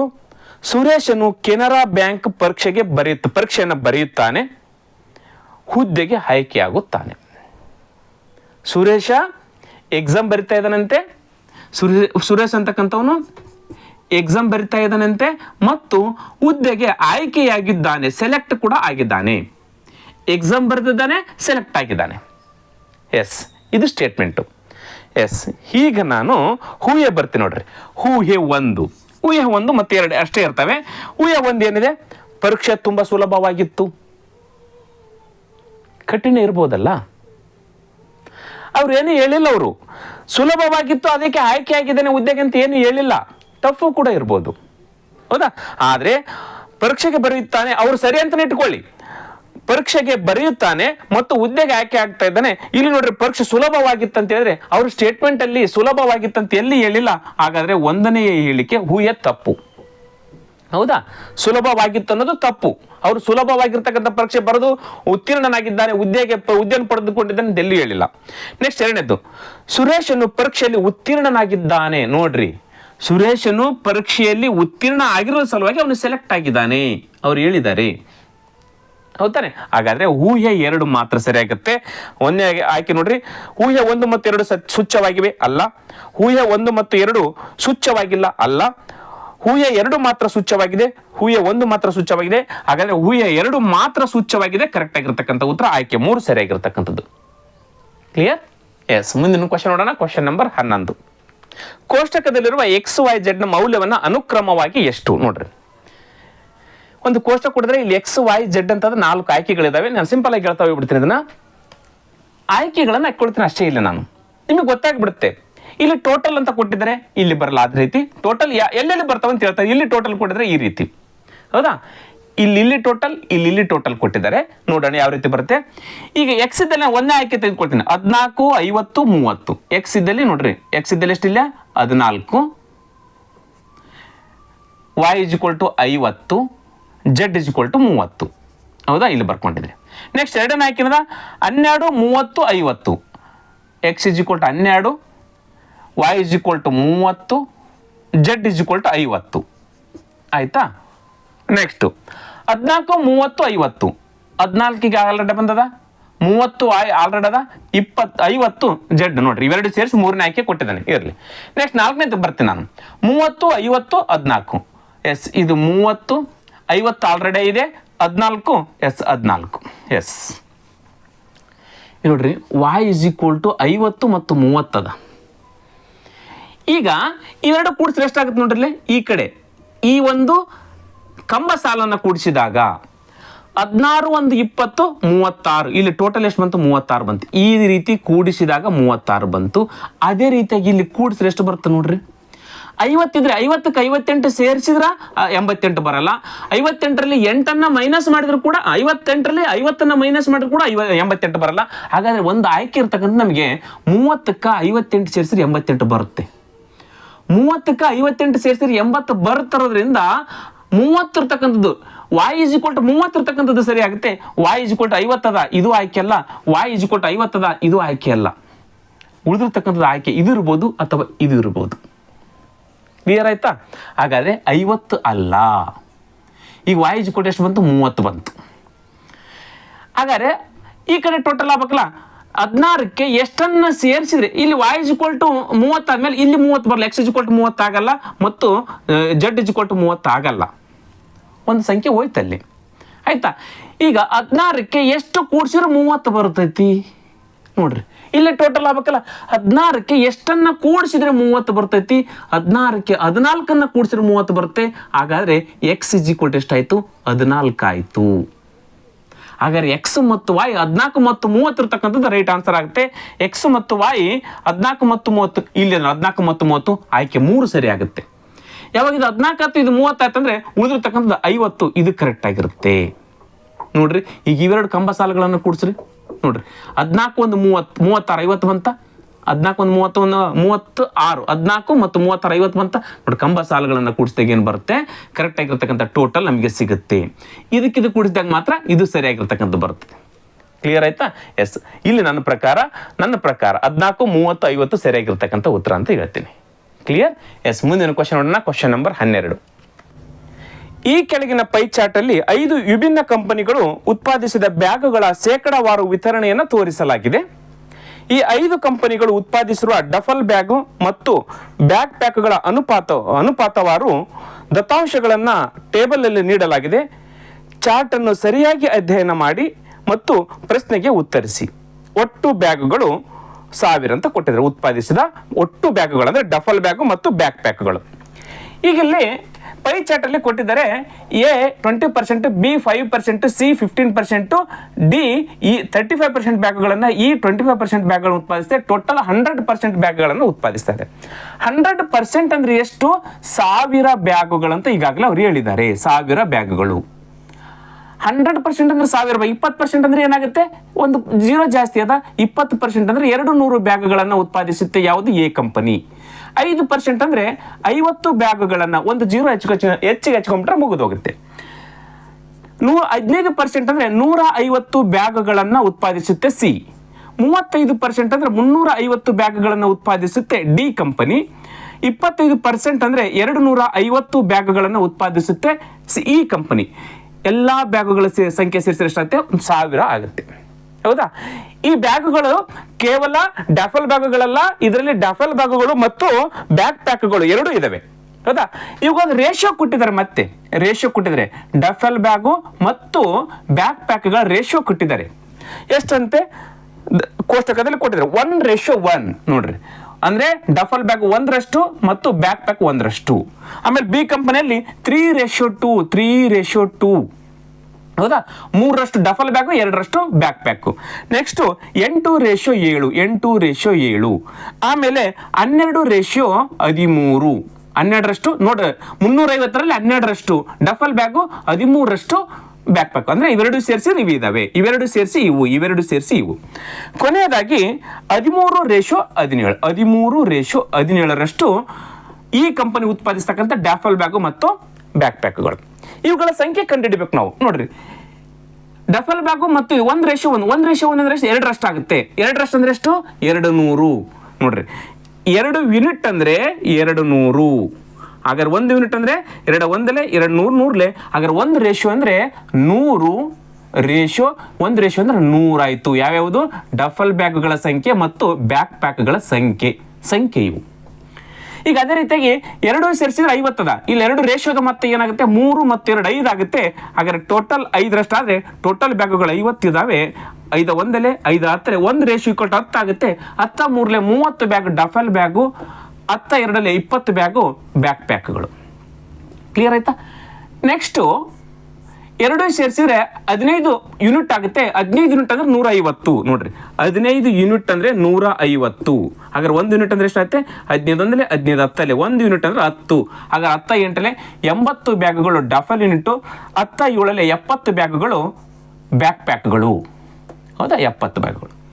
ನೆಕ್ಸ್ಟು ಅದೇ ರೀತಿಯಾಗಿ 2 ಸೇರಿಸಿ ಎಷ್ಟಾಗುತ್ತೆ? 25 ಯೂನಿಟ್ ಆಗುತ್ತೆ. 10 20 25 ಯೂನಿಟ್ಟು. 25 ಯೂನಿಟ್ ಅಂದರೆ 25 ರೇಷಿಯೋ ಮಾತಾದರೆ 350 ಬ್ಯಾಗುಗಳಾಗ್ತವೆ. 5 5 25 5 7 30 0 5 1 5 14 1 ಯೂನಿಟ್ ಅಂದ್ರೆ 14. ಹಾಗಾದ್ರೆ 14 12 ಯೂನಿಟ್ ಅಂದ್ರೆ ಎಷ್ಟಾಗುತ್ತೆ? 1 ಯೂನಿಟ್ ಅಂದ್ರೆ 14. 12 ಯೂನಿಟ್ ಅಂದ್ರೆ 14 28 8 ಕೈಲ ಬಂತು 2. 14 14 1 2 16 168 ಬ್ಯಾಗುಗಳು ಡಫಲ್ ಬ್ಯಾಗುಗಳಾದವು. ಮೈನಸ್ ಈಗ 13 ಯೂನಿಟ್ ನೋಡ್ರಿ, 1 ಯೂನಿಟ್ ಅಂದ್ರೆ 14, 13 ಯೂನಿಟ್ ಅಂದ್ರೆ 14 3 42 2 ಕೈಲ ಬಂತು 4. 14 14 4 14 18 182 ಯೂನಿಟ್. ಇವೆರಡು ಸೇರಿಸಿದ್ರೆ ಏನಾಗುತ್ತೆ? 350 ಆಗುತ್ತೆ. ಕ್ಲಿಯರ್ ಆಯ್ತಾ ಇದು? ಎಸ್. ಈಗ ಬಂದಿರತಕ್ಕಂಥದ್ದು ಇಂಪಾರ್ಟೆಂಟು. ಹೌದಾ?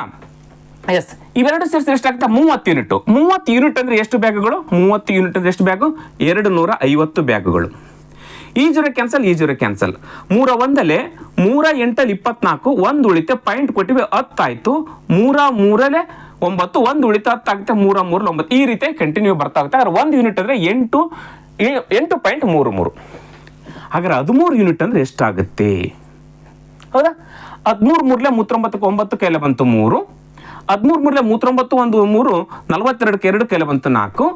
13 8 104 13 8 104 104 108 ಆಯ್ತಾ? 108 ಆಯ್ತಾ?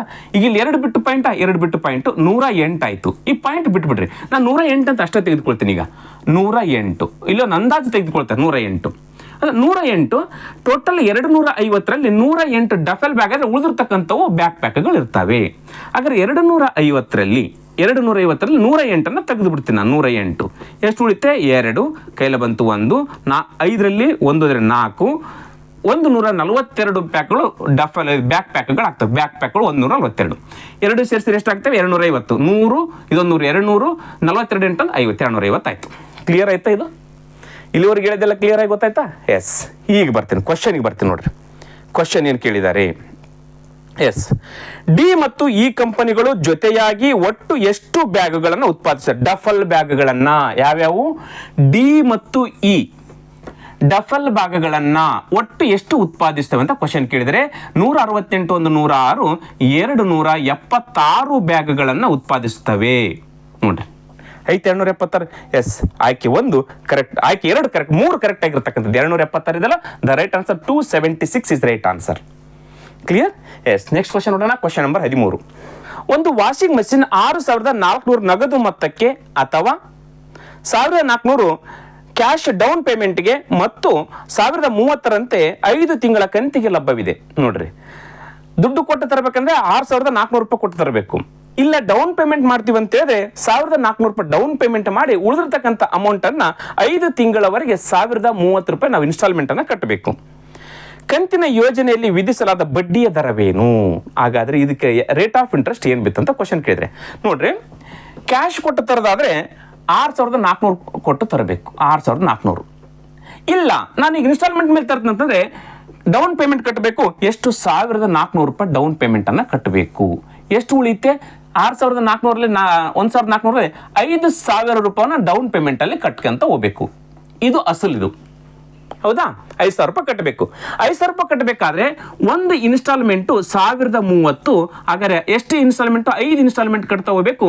5 0 0, 5 3 15, 5 ಕೆಲ ಬಂತು 1, 5 0 0 1 ಕೆಲ ಬಂತು 1, 5 1 5, 5100 ರೂಪಾಯಿ 150 ರೂಪಾಯಿ ಕಟ್ಟಬೇಕು ನಾನೀಗ. 5000ಕ್ಕ ಟೋಟಲ್ ಎಷ್ಟು ಕಟ್ತೀವಿ ಈಗ? 5100 ರೂಪಾಯಿ 150 ರೂಪಾಯಿ ಕಟ್ತೀವಿ. ಹಾಗಾದ್ರೆ ಸಿಂಪಲ್ ಇಂಟ್ರೆಸ್ಟ್ ಎಷ್ಟು ಬಿತ್ತು? 150 ರೂಪಾಯಿ ಸಿಂಪಲ್ ಇಂಟ್ರೆಸ್ಟ್ ಬಿತ್ತು ನಮಗೆ. ಹಾಗಂತ ಹೇಳಿ ನಾವು 5000ಕ್ಕ 5 ತಿಂಗಳಿಗೆ 150 ರೂಪಾಯಿ ಬಿದ್ದರೆ 1 ತಿಂಗಳಿಗೆ ಎಷ್ಟು ಬಿತ್ತಂತ ಲೆಕ್ಕ ಮಾಡ್ತೀವಿ. ಇಲ್ಲಿ ನೋಡ್ರಿ, 5000ಕ್ಕೆ 1 ತಿಂಗಳಿಗೆ 5 ತಿಂಗಳಿಗೆ ರೇಟ್ ಆಫ್ ಇಂಟ್ರೆಸ್ಟ್ ಎಷ್ಟು ಬಿತ್ತು ಗೊತ್ತಿಲ್ಲ. ಇದು ತಿಂಗಳ ನಾವು 12 ತಿಂಗಳಲ್ಲಿ 5 ತಿಂಗಳ ತಿಂಗಳು ಹಚ್ಕೊಳ್ತೀವಿ. Divided by 100 PTR divided by 100. ಇದು 12 ಏನು ತಿಂಗಳಲ್ಲಿ ಐತೆ, ನಾನು ವರ್ಷದಲ್ಲಿ ಕನ್ವರ್ಟ್ ಮಾಡ್ಕೊಂಡಿನಿ. ಇಸ್ ಈಕ್ವಲ್ ಟು ಇಂಟ್ರೆಸ್ಟ್ ಎಷ್ಟು ಬರುತ್ತೆ? 150 ಬರುತ್ತೆ. PTR divided by 100 simple interest ತಾನೆ. ಆ ಸಿಂಪಲ್ ಇಂಟ್ರೆಸ್ಟ್ ಇಲ್ಲಿ ಬಂದೈತಾ? ಎಸ್. ಹೀಗೆ ಮಾಡ್ತೀನಿ ನೋಡಿ, 2 0 2 0. ನೆಕ್ಸ್ಟು ಈ 0 ಕ್ಯಾನ್ಸಲ್, ಈ 0 ಕ್ಯಾನ್ಸಲ್. 5 1 5 3. ನೆಕ್ಸ್ಟು 5 6 ನೋಡ್ರಿ, 5 × 6 5R is equal to 12 3 36. R is equal to 36 divided by 5. ನೋಡ್ರಿ, ಇಲ್ಲಿ ಕ್ಯಾನ್ಸಲ್ ಮಾಡೋದು ಗೊತ್ತಾಯ್ತಾ? ಇದು ಕೆಳಗಡೆ ಏನಿಲ್ಲ, ಇದಕ್ಕೆ ಕ್ಯಾನ್ಸಲ್ ಮಾಡ್ಬೋದು, ಇದಕ್ಕೆ ಕ್ಯಾನ್ಸಲ್ ಮಾಡಕ್ ಬರಲ್ಲ, ಯಾಕಂದ್ರೆ ಇಲ್ಲಿ ಇಸ್ ಈಕ್ವಲ್ ಇರುತ್ತೆ. ಹೌದಾ? ನೇರ ಇಸ್ ಈಕ್ವಲ್ ಇರ್ತಂದ್ರೆ ಅಂಶಕ್ಕೆ ಗುಣ ಕ್ಯಾನ್ಸಲ್ ಮಾಡ್ಬೋದು, ಛೇದಕ್ಕೆ ಕ್ಯಾನ್ಸಲ್ ಮಾಡ್ಬೋದು. 5 1 5. ನೆಕ್ಸ್ಟ್ 5 7 35, 35 1 ಉಳಿತೆ, ಪಾಯಿಂಟ್ ಕೊಟ್ಟಿವಿ, 10 ಆಗುತ್ತೆ. 5 10, 7.2 ರೇಟ್ ಆಫ್ ಇಂಟ್ರೆಸ್ಟ್ ಅಂದ್ಬಿಟ್ರೆ ತಪ್ಪಾಗುತ್ತೆ. ಯಾಕೆ ತಪ್ಪಾಗುತ್ತೆ ಅಂತ ಕೇಳು. ಇಲ್ಲಿ ನಾವು 1030 ರೂಪಾಯಿ ಪ್ರತಿ ತಿಂಗಳ ಕಟ್ತಾ ಹೋಗ್ತಾ ಇರ್ತೀವಿ. 1030 ರೂಪಾಯಿ ಕಡಿಮೆ ಆಗ್ತಾ ಹೋಗುತ್ತೆ ಅಸಲಲ್ಲಿ. 5000 ನಾವು 5000 ಲೆಕ್ಕ ಹಾಕಿದಂಗೆ ಆಗ್ಬಿಡ್ತೀವಿ ನಾವು ಡೈರೆಕ್ಟ್ ಆಗಿ. ಹೌದಾ? 5000 ಲೆಕ್ಕ ಹಾಕ್ಬಿಟ್ಟು 5 ತಿಂಗಳಿಗೆ 7.2 ರೇಟ್ ಆಫ್ ಇಂಟ್ರೆಸ್ಟ್ ಬಿತ್ತು. ಹಾಗಾದ್ರೆ ಏನಾಗುತ್ತೆ? ನಾವು 5000 ರೂಪಾಯಿ ಆಗಲ್ಲ, ಪ್ರತಿ ತಿಂಗಳ ಅಸಲು ಕಡಿಮೆ ಆಗ್ತಾ ಹೋಗುತ್ತೆ. 1030 ರೂಪಾಯಿ ಕಟ್ತೀವಿ, ಕಡಿಮೆ ಆಗುತ್ತೆ. ಅದಕ್ಕಾಗಿ ಫಸ್ಟ್ ಆಯ್ಕೆ ಇಟ್ಟಿದ್ದೇನೆ 7.2 ಅಂತ ಇಟ್ಟಿದ್ದೇನೆ ಫಸ್ಟ್ ಆಯ್ಕೆ, ಅದು ತಪ್ಪಾಗಿಬಿಡುತ್ತೆ. ಹಾಗಾದ್ರೆ ಏನು ರೈಟ್ ಆನ್ಸರ್ ಇದು? ಈಗ ನಮಗೆ ಇಂಟ್ರೆಸ್ಟ್ ಇರ್ತಕ್ಕಂಥದ್ದು ಎಷ್ಟು? 1050 ರೂಪಾಯಿ. ಫಸ್ಟ್ ನಾವು ಅಸಲು ಎಷ್ಟಿದೆ? ಫಸ್ಟ್ 5000 ರೂಪಾಯಿ ಇದೆ ಮೊದಲ ತಿಂಗಳದ್ದು. ಎರಡನೇ ತಿಂಗಳದ್ದು ಎಷ್ಟಿರುತ್ತೆ? 1030 ರೂಪಾಯಿ ಮೈನಸ್ ಮಾಡಿಬಿಡ್ಬೇಕು. ನೋಡ್ರಿ, 5000ದಲ್ಲಿ 1030 ರೂಪಾಯಿ ಫಸ್ಟ್ ಇನ್ಸ್ಟಾಲ್ಮೆಂಟ್ ಕಟ್ಟಿದ್ಮೇಲೆ ಎಷ್ಟು ಉಳಿತು? 0. 10ರಲ್ಲಿ 3 ಹೋದ್ರೆ 7, ಕೆಲ ಬಂತು 1, 10ರಲ್ಲಿ 1 9. ನೆಕ್ಸ್ಟ್ ಕೆಲ ಬಂತು 1, 3970. ಎರಡನೇ ತಿಂಗಳದ ಇನ್ಸ್ಟಾಲ್ಮೆಂಟ್ ಅಸಲು. ಇದು 1ನೇ ತಿಂಗಳದ ಅಸಲು, ಇದು 2ನೇ ತಿಂಗಳದ ಅಸಲು. 3ನೇ ತಿಂಗಳದ ಅಸಲು ಏನಿರುತ್ತೆ? ಮತ್ತೆ 1030 ರೂಪಾಯಿ ಮೈನಸ್ ಮಾಡ್ಬೇಕು. 1030 ರೂಪಾಯಿ ಮೈನಸ್ ಮಾಡಿದ್ರೆ 0 4 ನೆಕ್ಸ್ಟ್ 9 2 2940. ಇದು 3ನೇ ತಿಂಗಳದ ಅಸಲು. ಇದಕ್ಕೆ ಬಡ್ಡಿ ಕಟ್ಟಬೇಕು. ಮೊದಲನೇ ತಿಂಗಳು ಇದಕ್ಕೆ ಬಡ್ಡಿ, 2ನೇ ತಿಂಗಳು ಇದಕ್ಕೆ ಬಡ್ಡಿ, 3ನೇ ತಿಂಗಳು ಇದಕ್ಕೆ ಬಡ್ಡಿ. ನೆಕ್ಸ್ಟ್ 4ನೇ ತಿಂಗಳದ್ದು. ಈಗ ಇದನ್ನು ನಾನೀಗ ಕಂಪ್ಲೀಟ್ 1 ತಿಂಗಳದ ಬಡ್ಡಿ ಅಂತ ಅನ್ಕೊಂಡ್ಬಿಡ್ತೀನಿ. ನಾನೀಗ ಇದನ್ನು 1 ತಿಂಗಳದ್ದು 1 ಯೂನಿಟ್ ಅಲ್ಲಿ ಲೆಕ್ಕ ಮಾಡ್ತಾ ಹೋಗೋಣ ಈಗ. ಎಸ್. ಈಗ ನೆಕ್ಸ್ಟ್ ಮತ್ತೆ 1030 ರೂಪಾಯಿ ಮೈನಸ್ ಮಾಡಬೇಕು, ಕಟ್ಟಿರ್ತೀವಿ. ಎಸ್. 0 1 9 1 1910 1910 ರೂಪಾಯಿ. ಇದು 4ನೇ ತಿಂಗಳದ್ದು. 5ನೇ ತಿಂಗಳಿಗೆ ಮಾಡ್ಬೇಕಂದ್ರೆ ಮಾಡ್ಕೊ ಮತ್ತೆ 1030 ರೂಪಾಯಿ ಮೈನಸ್ ಮಾಡ್ತೀವಿ. 1030 ಮೈನಸ್ ಮಾಡಿದಾಗ ನೋಡಿ ಎಷ್ಟು ಉಳಿತು? 8 ಕೆಲ ಬಂತು 1 880 ರೂಪಾಯಿ ಉಳಿತು. 5ನೇ ತಿಂಗಳದ್ದು ಎಷ್ಟು ಉಳಿತು? 880 ರೂಪಾಯಿ ಅಸಲು ಉಳಿತು. ಇಷ್ಟು ಅಸಲಿಗೆ ಮಾತ್ರ ನಾವು ಬಡ್ಡಿ ಕಟ್ತಾ ಇರ್ತೀವಿ. ಹೌದಾ? ಇದಕ್ಕಲ್ಲ, 5 ತಿಂಗಳು ಇದಕ್ಕೆ ಕಟ್ಟಲ್ಲ ನಾವು. 5 ತಿಂಗಳು ಕೂಡ ನಾವು ಲೆಕ್ಕ ಮಾಡಿದಾಗ 5 ತಿಂಗಳು ಇದಕ್ಕೆ ಕಟ್ಟಿದಂಗೆ ಲೆಕ್ಕ ಮಾಡಿದ್ವಿ. ನಾವು 7.2 ಬಂತಲ್ಲ, ನಾವು ಕಟ್ಟತಕ್ಕಂಥದ್ದು ಇದಕ್ಕೆ ಫಸ್ಟ್ನೇ ತಿಂಗಳು 5000ಕ್ಕೆ, 2ನೇ ತಿಂಗಳು 3970ಕ್ಕೆ, 3ನೇ ತಿಂಗಳ 2940ಕ್ಕೆ, 4ನೇ ತಿಂಗಳ 1910ಕ್ಕೆ, 5ನೇ ತಿಂಗಳ. ಹಾಗಾದ್ರೆ ಟೋಟಲ್ ಅಸಲು ಎಷ್ಟಾಯ್ತು ನೋಡ್ರಿ?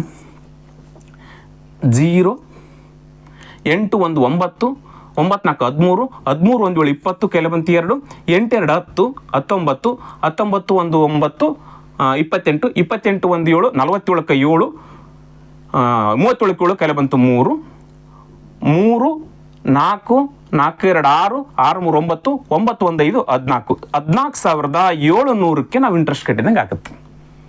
ಇದೇನಿಗಿದೆ, ಇದು ಅಸಲು, ಇದು ಇಂಟ್ರೆಸ್ಟು. ಇದೆಲ್ಲ ನಾವು 1 ಯೂನಿಟ್ ಅಂತ ಲೆಕ್ಕ ಹಾಕ್ಬಿಡಮ್. ಈಗ 1 ಯೂನಿಟ್, 1 ತಿಂಗಳಿನ ಅಸಲು, 1 ತಿಂಗಳಿನ ಬಡ್ಡಿ ಅಂತ ಲೆಕ್ಕ ಹಾಕ್ಬೇಕು. ಈಗ ಹಾಗಾದ್ರೆ ಏನು ಸೂತ್ರ ಏನು? PTR divided by 100. ಏನು ಕಂಡಿಡ್ತಕ್ಕಂಥದ್ದು? ಸಿಂಪಲ್ ಇಂಟ್ರೆಸ್ಟ್ ಅನ್ನ ಕಂಡಿಡ್ತಕ್ಕಂಥದ್ದು. ಹೌದಾ? ಎಸ್, ಪ್ರಿನ್ಸಿಪಲ್ ಅಮೌಂಟ್ ಎಷ್ಟಿದೆ? 14,700. ಹೌದಾ? ಟೈಮ್ ಎಷ್ಟಿದೆ? 1 ತಿಂಗಳ. ಇಂಟು ರೇಟ್ ಆಫ್ ಇಂಟ್ರೆಸ್ಟ್ ನಾವು ಕಂಡು ಹಿಡಿತಾ ಇದ್ದೀವಿ, ಡಿವೈಡೆಡ್ ಬೈ 1 ತಿಂಗಳ ನಾವು ವರ್ಷವನ್ನು ಕನ್ವರ್ಟ್ ಮಾಡಿದ್ರೆ 12 into divided by 100 is equal to simple interest ಎಷ್ಟು ಬಂದಿದೆ? 150. ಆಯ್ತಾ? ಎಸ್, ಈಗ ಇವೆರಡು ಜೀರೋ ಕ್ಯಾನ್ಸಲ್, ಇವೆರಡು ಜೀರೋ ಕ್ಯಾನ್ಸಲ್. ನೆಕ್ಸ್ಟ್ ಏನು ಉಳಿತು ನೋಡ್ರಿ? R is equal to 150. ಇದು ಏನಾಗುತ್ತೆ? ಇದಕ್ಕೆ ಹೋಗಿ ಗುಣಾಕಾರ ಆಗುತ್ತೆ ನೋಡ್ರಿ. ಇದು ಹೋಗಿ ಕ್ರಾಸ್ ಮಲ್ಟಿಪಲ್ ಆಗುತ್ತೆ. ಇಂಟು 12 ಡಿವೈಡೆಡ್ ಬೈ ಇಲ್ಲಿ ಏನು ಉಳಿದಿದ್ದು? ಇದು ಮೇಲೆ ಇರ್ತಕ್ಕಂಥದ್ದು ಇಲ್ಲಿ ಕೆಳಗಡೆ ಬಂದು ಭಾಗಾಕಾರ ಆಗುತ್ತೆ 147. ಆಯ್ತಾ? ಈಗ ಇವೆರಡು ಗುಣಾಕಾರ ಮಾಡೋಣ. ಎಷ್ಟು ಬರುತ್ತೆ? 12 0 0, 12 ಇಲ್ಲಿ 60ಕ್ಕೆ 0 ಕೈಲೆ ಬಂತು 6, 12 ಒಂದಿಲ್ಲ 12 6 18 ಡಿವೈಡೆಡ್ ಬೈ 147. ಈಗ 1800ಕ್ಕೆ 147ರಿಂದ ಡಿವೈಡ್ ಮಾಡಿದ್ಮೇಲೆ ಎಷ್ಟು ಬರುತ್ತೆ? 12.24% ಅಂತ ಬರುತ್ತೆ. ಅದು ನಾನು ಡೈರೆಕ್ಟ್ ಲೆಕ್ಕ ಮಾಡಿದ್ದೀನಿ. 12.24 ಏನಾಗುತ್ತೆ? ರೇಟ್ ಆಫ್ ಇಂಟ್ರೆಸ್ಟ್ ಆಗುತ್ತೆ. ಇದರಲ್ಲಿ ಇದೆನಾ? ಎಸ್, 12 ವಾರ್ಷಿಕ ಶೇಕಡ 12.2 ಇದಲ್ಲ, ದ ರೈಟ್ ಆನ್ಸರ್ ಆಯ್ಕೆ 2 ಕರೆಕ್ಟ್ ಆಗಿರ್ತಕ್ಕಂಥದ್ದು. ಕ್ಲಿಯರ್? ಎಸ್. ಕೊನೆಯ ಕ್ವಶನ್ ನೋಡ್ತಾವನ, ಕ್ವಶನ್ ನಂಬರ್ 14. ಎ ಮತ್ತು ಬಿ ಯ ಒಂದು ವಾರದ ಆದಾಯಗಳು 7:3 ಅನುಪಾತದಲ್ಲಿವೆ ಮತ್ತು ಅವರ ವಾರದ ಖರ್ಚು 5:2 ಅನುಪಾತದಲ್ಲಿ ಇವೆ ಅನುಕ್ರಮವಾಗಿ. ಎ ಮತ್ತು ಬಿ ವಾರದ ಉಳಿತಾಯದ ವ್ಯತ್ಯಾಸ 200 ಇದೆ. ಈ ಒಂದು ವಾರದ ಆದಾಯವು, ಎನ ವಾರದ ಆದಾಯವು 5,600. ಹಾಗಾದ್ರೆ ಬಿ ಯ ವಾರದ ಖರ್ಚು ಎಷ್ಟಾಗಿರ್ತದೆ ನೋಡ್ರಿ. ನೋಡ್ರಿ, ಕ್ವಶನ್ ಸ್ನ್ಯಾಪ್ ಅಲ್ಲಿ SNAP ಸ್ನ್ಯಾಪ್ ಎಕ್ಸಾಮ್ ಅಲ್ಲಿ 2009ರಲ್ಲಿ ಕೇಳಿರ್ತಕ್ಕಂಥ ಕ್ವಶನ್. ಎ ಮತ್ತು ಬಿ ಯ ಆದಾಯ ಕೊಟ್ಟಿದ್ದಾರೆ. ಆದಾಯ ಇನ್ಕಮ್ ಎಷ್ಟಂತ, ಎಷ್ಟು ರೇಷಿಯೋದಲ್ಲಿ? 7:3 ಇದೆ. ನೆಕ್ಸ್ಟ್ ಅವರ ವಾರದ ಖರ್ಚು ಎಕ್ಸ್ಪೆಂಡಿಚರ್ ಕೊಟ್ಟಿದ್ದಾರೆ. ಎಕ್ಸ್ಪೆಂಡಿಚರ್ ಎಷ್ಟಂತ? ಎಕ್ಸ್ಪೆಂಡಿಚರ್ 5:2 ಎಕ್ಸ್ಪೆಂಡಿಚರ್ ಕೊಟ್ಟರೆ. ಉಳಿತಾಯ ಏನು?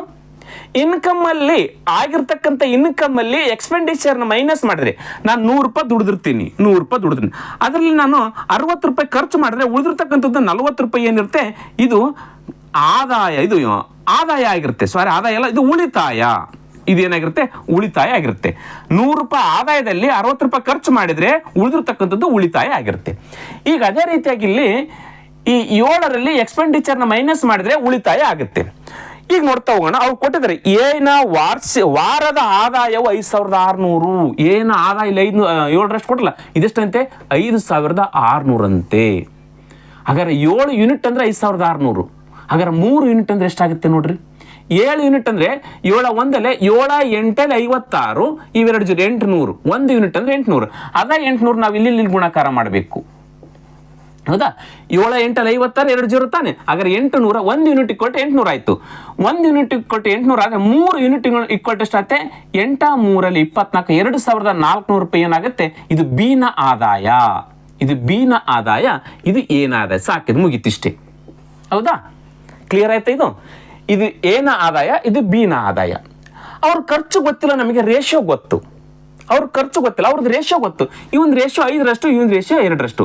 ನಾನು ಈಗ ಗೊತ್ತಿಲ್ಲ ತಾನೆ, ಎಕ್ಸ್ ಇವ್ರದ್ದು ಎಕ್ಸ್, ಇವನ್ ಎಕ್ಸ್ ಅಂತ ಹಚ್ಕೊಳ್ತೀನಿ. ಈಗ ನೋಡ್ರಿ, ಇವರ ಆದಾಯದಲ್ಲಿ ಇದನ್ನ ಮೈನಸ್ ಮಾಡಿದ್ರೆ ಏನ್ ನೋಡುತ್ತೆ ನಮಗೆ? ಉಳಿತಾಯ. ಆದಾಯದಲ್ಲಿ ಇವನ್ ಆದಾಯ ಎಷ್ಟದು? ಎದ್ದು 5,600 ಆದಾಯ ಇದೆ. ಅದ್ರಲ್ಲಿ ನಾನು ಖರ್ಚನ್ನ ಮೈನಸ್ ಮಾಡಿದ್ರೆ ಏನು ಉಳಿತೆ? ಉಳಿತಾಯ ಸಿಗುತ್ತೆ. ಹೌದಾ? ಉಳಿತಾಯ ಸಿಗ್ತಾ ನಮಗೆ. ಆಮೇಲೆ ಇವನ ಆದಾಯ ಎಷ್ಟು? ಬಿದ್ದು 2,400 ರೂಪಾಯಿ ಆದಾಯ ಇದೆ. ಖರ್ಚು ಎಷ್ಟಿದೆ? -2x ಮಾಡ್ತೀನಿ ಇವನ್ ಖರ್ಚು. ಈಗ ಅವ್ರು ಏನಂತ ಹೇಳಿದಾರೆ ನೋಡ್ರಿ, ಎ ಮತ್ತು ಬಿ ಯ ವಾರದ ಉಳಿತಾಯಗಳ, ಎ ಮತ್ತು ಬಿ ಯ ವಾರದ ಉಳಿತಾಯ ಇವು. ಹೌದಾ? ಇದರಲ್ಲಿ ಮೈನಸ್ ಮಾಡಿರ್ತಾ, ನಿಮ್ಮ ಮೈನಸ್ ಮಾಡಿ ಉಳಿತಾಯ ಆಯ್ತಾ? ಉಳಿತಾಯದ ವ್ಯತ್ಯಾಸವು 200 ಆಗಿರುತ್ತದೆ. 200 ಆಗಿರ್ತದೆ. ಹಾಗಾದ್ರೆ ಎ ಯ ವಾರದ ಖರ್ಚು ಕಂಡಿಡ್ರಿ. ಹಾಗಾದ್ರೆ ಬಿ ಯ ವಾರದ ಖರ್ಚು ಕಂಡಿಡ್ರಿ ಅಂತ ಕ್ವಶನ್ ಕೇಳಿದ್ದಾರೆ. ಇಷ್ಟು ಹಚ್ಕೊಂಡ್ರೆ ಮುಗಿದೋಯ್ತಲ್ಲ. ಎಸ್, 5,600ಕ್ಕೆ 5,600 ಹೊರಗಡೆ ತೆಗೆಯೋಣ. ಮೈನಸ್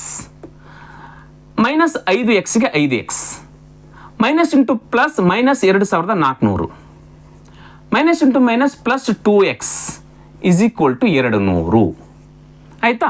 ಎಸ್, ಈಗ 5,600ರಲ್ಲಿ 2,400ನ ಮೈನಸ್ ಮಾಡ್ಬೇಕು. ಇಲ್ಲಿ ಮೈನಸ್ ಇದೆಯಲ್ಲ, ಮೈನಸ್ ಮಾಡೋಣ. ಎಷ್ಟು ಬರುತ್ತೆ? 0ದಲ್ಲಿ 0 ಹೋದ್ರೆ 0, 2 0, 6ರಲ್ಲಿ 4 ಹೋದ್ರೆ 2, 5ರಲ್ಲಿ 2 ಹೋದ್ರೆ 3, 3,200 ಬಂತು. ನೆಕ್ಸ್ಟ್ ಇಲ್ಲಿ ಮೈನಸ್ 5x, ಇಲ್ಲಿ ಪ್ಲಸ್ 2x ಇದೆ. ಮೈನಸ್ ಇಂಟು ಪ್ಲಸ್ ಮೈನಸ್ ಮಾಡಬೇಕು, ದೊಡ್ಡ ಅಂಕಿ ಚಿಹ್ನೆ ಹಚ್ಚಬೇಕು. 5ರಲ್ಲಿ 2 ಹೋದ್ರೆ 3x, ಇವೆರಡರಲ್ಲಿ ದೊಡ್ಡದು ಯಾವ್ದು? 5 ಅದ, minus 3x is equal to 200. ಹೌದಾ? ಈ 200. ಈಗ ಈ 200 ಹೊರಗಡೆ ತರ್ತೀನಿ, ಈ ಮೈನಸ್ 3x ನ ಹೊರಗಡೆ ಒಯ್ತೀನಿ. ಹೌದಾ? 3,200. ಈ ಪ್ಲಸ್ 200 ಇರೋದು ಇಸ್ ಈಕ್ವಲ್ ಟು ಒಳಗಡೆ ಬಂದ್ರೆ ಮೈನಸ್ 200 ಆಯ್ತು. ಆಯ್ತಾ? ಈಸ್ ಈಕ್ವಲ್ ಟು ಈ ಮೈನಸ್ 3x, ಇಲ್ಲಿ ಮೈನಸ್ ಇರೋದು ಇಸ್ ಈಕ್ವಲ್ ಟು ಹೊರಗಡೆ ಬಂದ್ರೆ ಪ್ಲಸ್ 3x ಆಯ್ತು. ಏನಿಲ್ಲ ಅಂದ್ರೂ ಕೂಡ ಪ್ಲಸ್ ಇರುತ್ತೆ, ಹಚ್ಕೊಂಡ್ರೆ ನಡೀತೆ, ಬಿಟ್ರೆ ನಡೀತೆ. 3x ಆಯ್ತು. ಈಗ 3,000ರಲ್ಲಿ 2,200 ಹೋದ್ರೆ ಉಳಿತು 3,000 ಉಳಿತು. Is equal to 3x. Cancel ಮಾಡ್ಬೋದಲ್ಲ? 3 1 3, 3,000. ಹಾಗಾದ್ರೆ ಎಕ್ಸ್ ಇಸ್ ಈಕ್ವಲ್ ಟು ಎಷ್ಟಾಯ್ತು? 1000 ಆಯ್ತು. ನಮಗೆ ಸಿಗ್ತಿಲ್ಲ ಈಗ. ಎಕ್ಸ್ ಇಸ್ ಈಕ್ವಲ್ ಟು 1000 ಅಂದ್ರೆ 2x ಇಸ್ ಈಕ್ವಲ್ ಟು ಎಷ್ಟು? 2,000. ನೋಡ್ರಿ, 2,000 ಆಯ್ತು. ಎಕ್ಸ್ ಇಸ್ ಈಕ್ವಲ್ ಟು 1000 ಅಂದ್ರೆ 5x ಇಸ್ ಈಕ್ವಲ್ ಟು ಎಷ್ಟು ಆಯ್ತು? 5,000.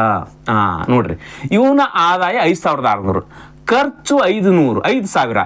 ಹಾಗಾದ್ರೆ ಎಷ್ಟು ಉಳಿತಾಯ್ತು? 5,600 ಖರ್ಚು ಆದಾಯ ಮಾಡಿದ, 5,000 ರೂಪಾಯಿ ಖರ್ಚಾಯ್ತು. ಉಳಿದಿರ್ತಕ್ಕಂಥದ್ದು ಎಷ್ಟು ಉಳಿತು? ಆದಾಯ ಅವನಿಗೆ 600 ರೂಪಾಯಿ ಉಳಿತು. 2,400 ರೂಪಾಯಿ ಆದಾಯ ಇತ್ತು, 2,000 ರೂಪಾಯಿ ಖರ್ಚು ಮಾಡಿದ್ರೆ ಉಳಿದಿರ್ತಕ್ಕಂಥ ಎಷ್ಟು ಉಳಿತು? 400 ರೂಪಾಯಿ ಉಳಿತು. ಈಗ ನೋಡ್ರಿ, ಅವರ ಆದಾಯ ಉಳಿತಾಯದ ವ್ಯತ್ಯಾಸ ಎಷ್ಟಾಗುತ್ತೆ ನೋಡ್ರಿ. ಈಗ 600ರಲ್ಲಿ 400 200 ಬಂತ ನೋಡ್ರಿ, 200 ಬಂತ. ದ ರೈಟ್ ಆನ್ಸರ್ ಎಷ್ಟು? 2,000. ಬಿನ ವಾರದ ಖರ್ಚು ಎಷ್ಟಿದೆ? 2,000 ಕರೆಕ್ಟ್ ಆಗಿರ್ತಕ್ಕಂಥದ್ದು ಆಯ್ಕೆ 4 ಇದೆ. ಗೊತ್ತಾಯ್ತು? ಸ್ನೇಹಿತರೆ, ಇಲ್ಲಿವರೆಗೂ ಈ 14 ಕ್ವಶನ್ಗಳನ್ನು ಹೇಳಿದ್ದೀನಿ. ಅವುಗಳನ್ನು ನೀವು ಕೂಡ ಪ್ರಾಕ್ಟೀಸ್ ಮಾಡಿ. ಯಾಕಂದರೆ ಕೆಲವೇ ದಿನಗಳಲ್ಲಿ PC ಎಕ್ಸಾಮ್ ಬರ್ತಾ ಇದ್ದಾವೆ. ಅದಕ್ಕೋಸ್ಕರ KEದಲ್ಲಿ ನಡೆದಿರ್ತಕ್ಕಂಥ ಎಕ್ಸಾಮ್ಗಳನ್ನು ನೀವು ಆಲ್ಮೋಸ್ಟ್ ಆಲ್ ಹೊರಗಿನ ಕ್ವಶನ್ಗಳು ಮತ್ತು ಇಲ್ಲಿರ್ತಕ್ಕಂಥ ಕ್ವಶನ್ಗಳನ್ನು ಪ್ರಾಕ್ಟೀಸ್ ಮಾಡಬೇಕಾದ್ರೆ ಅತ್ಯಂತ ಅನಿವಾರ್ಯ ಅಂತ ಹೇಳ್ತಾ ಇವತ್ತಿನ ತರಗತಿಯನ್ನು ಮುಗಿಸ್ತಾ ಇದ್ದೀನಿ. ಸ್ನೇಹಿತರೆ, ನಮಸ್ಕಾರ.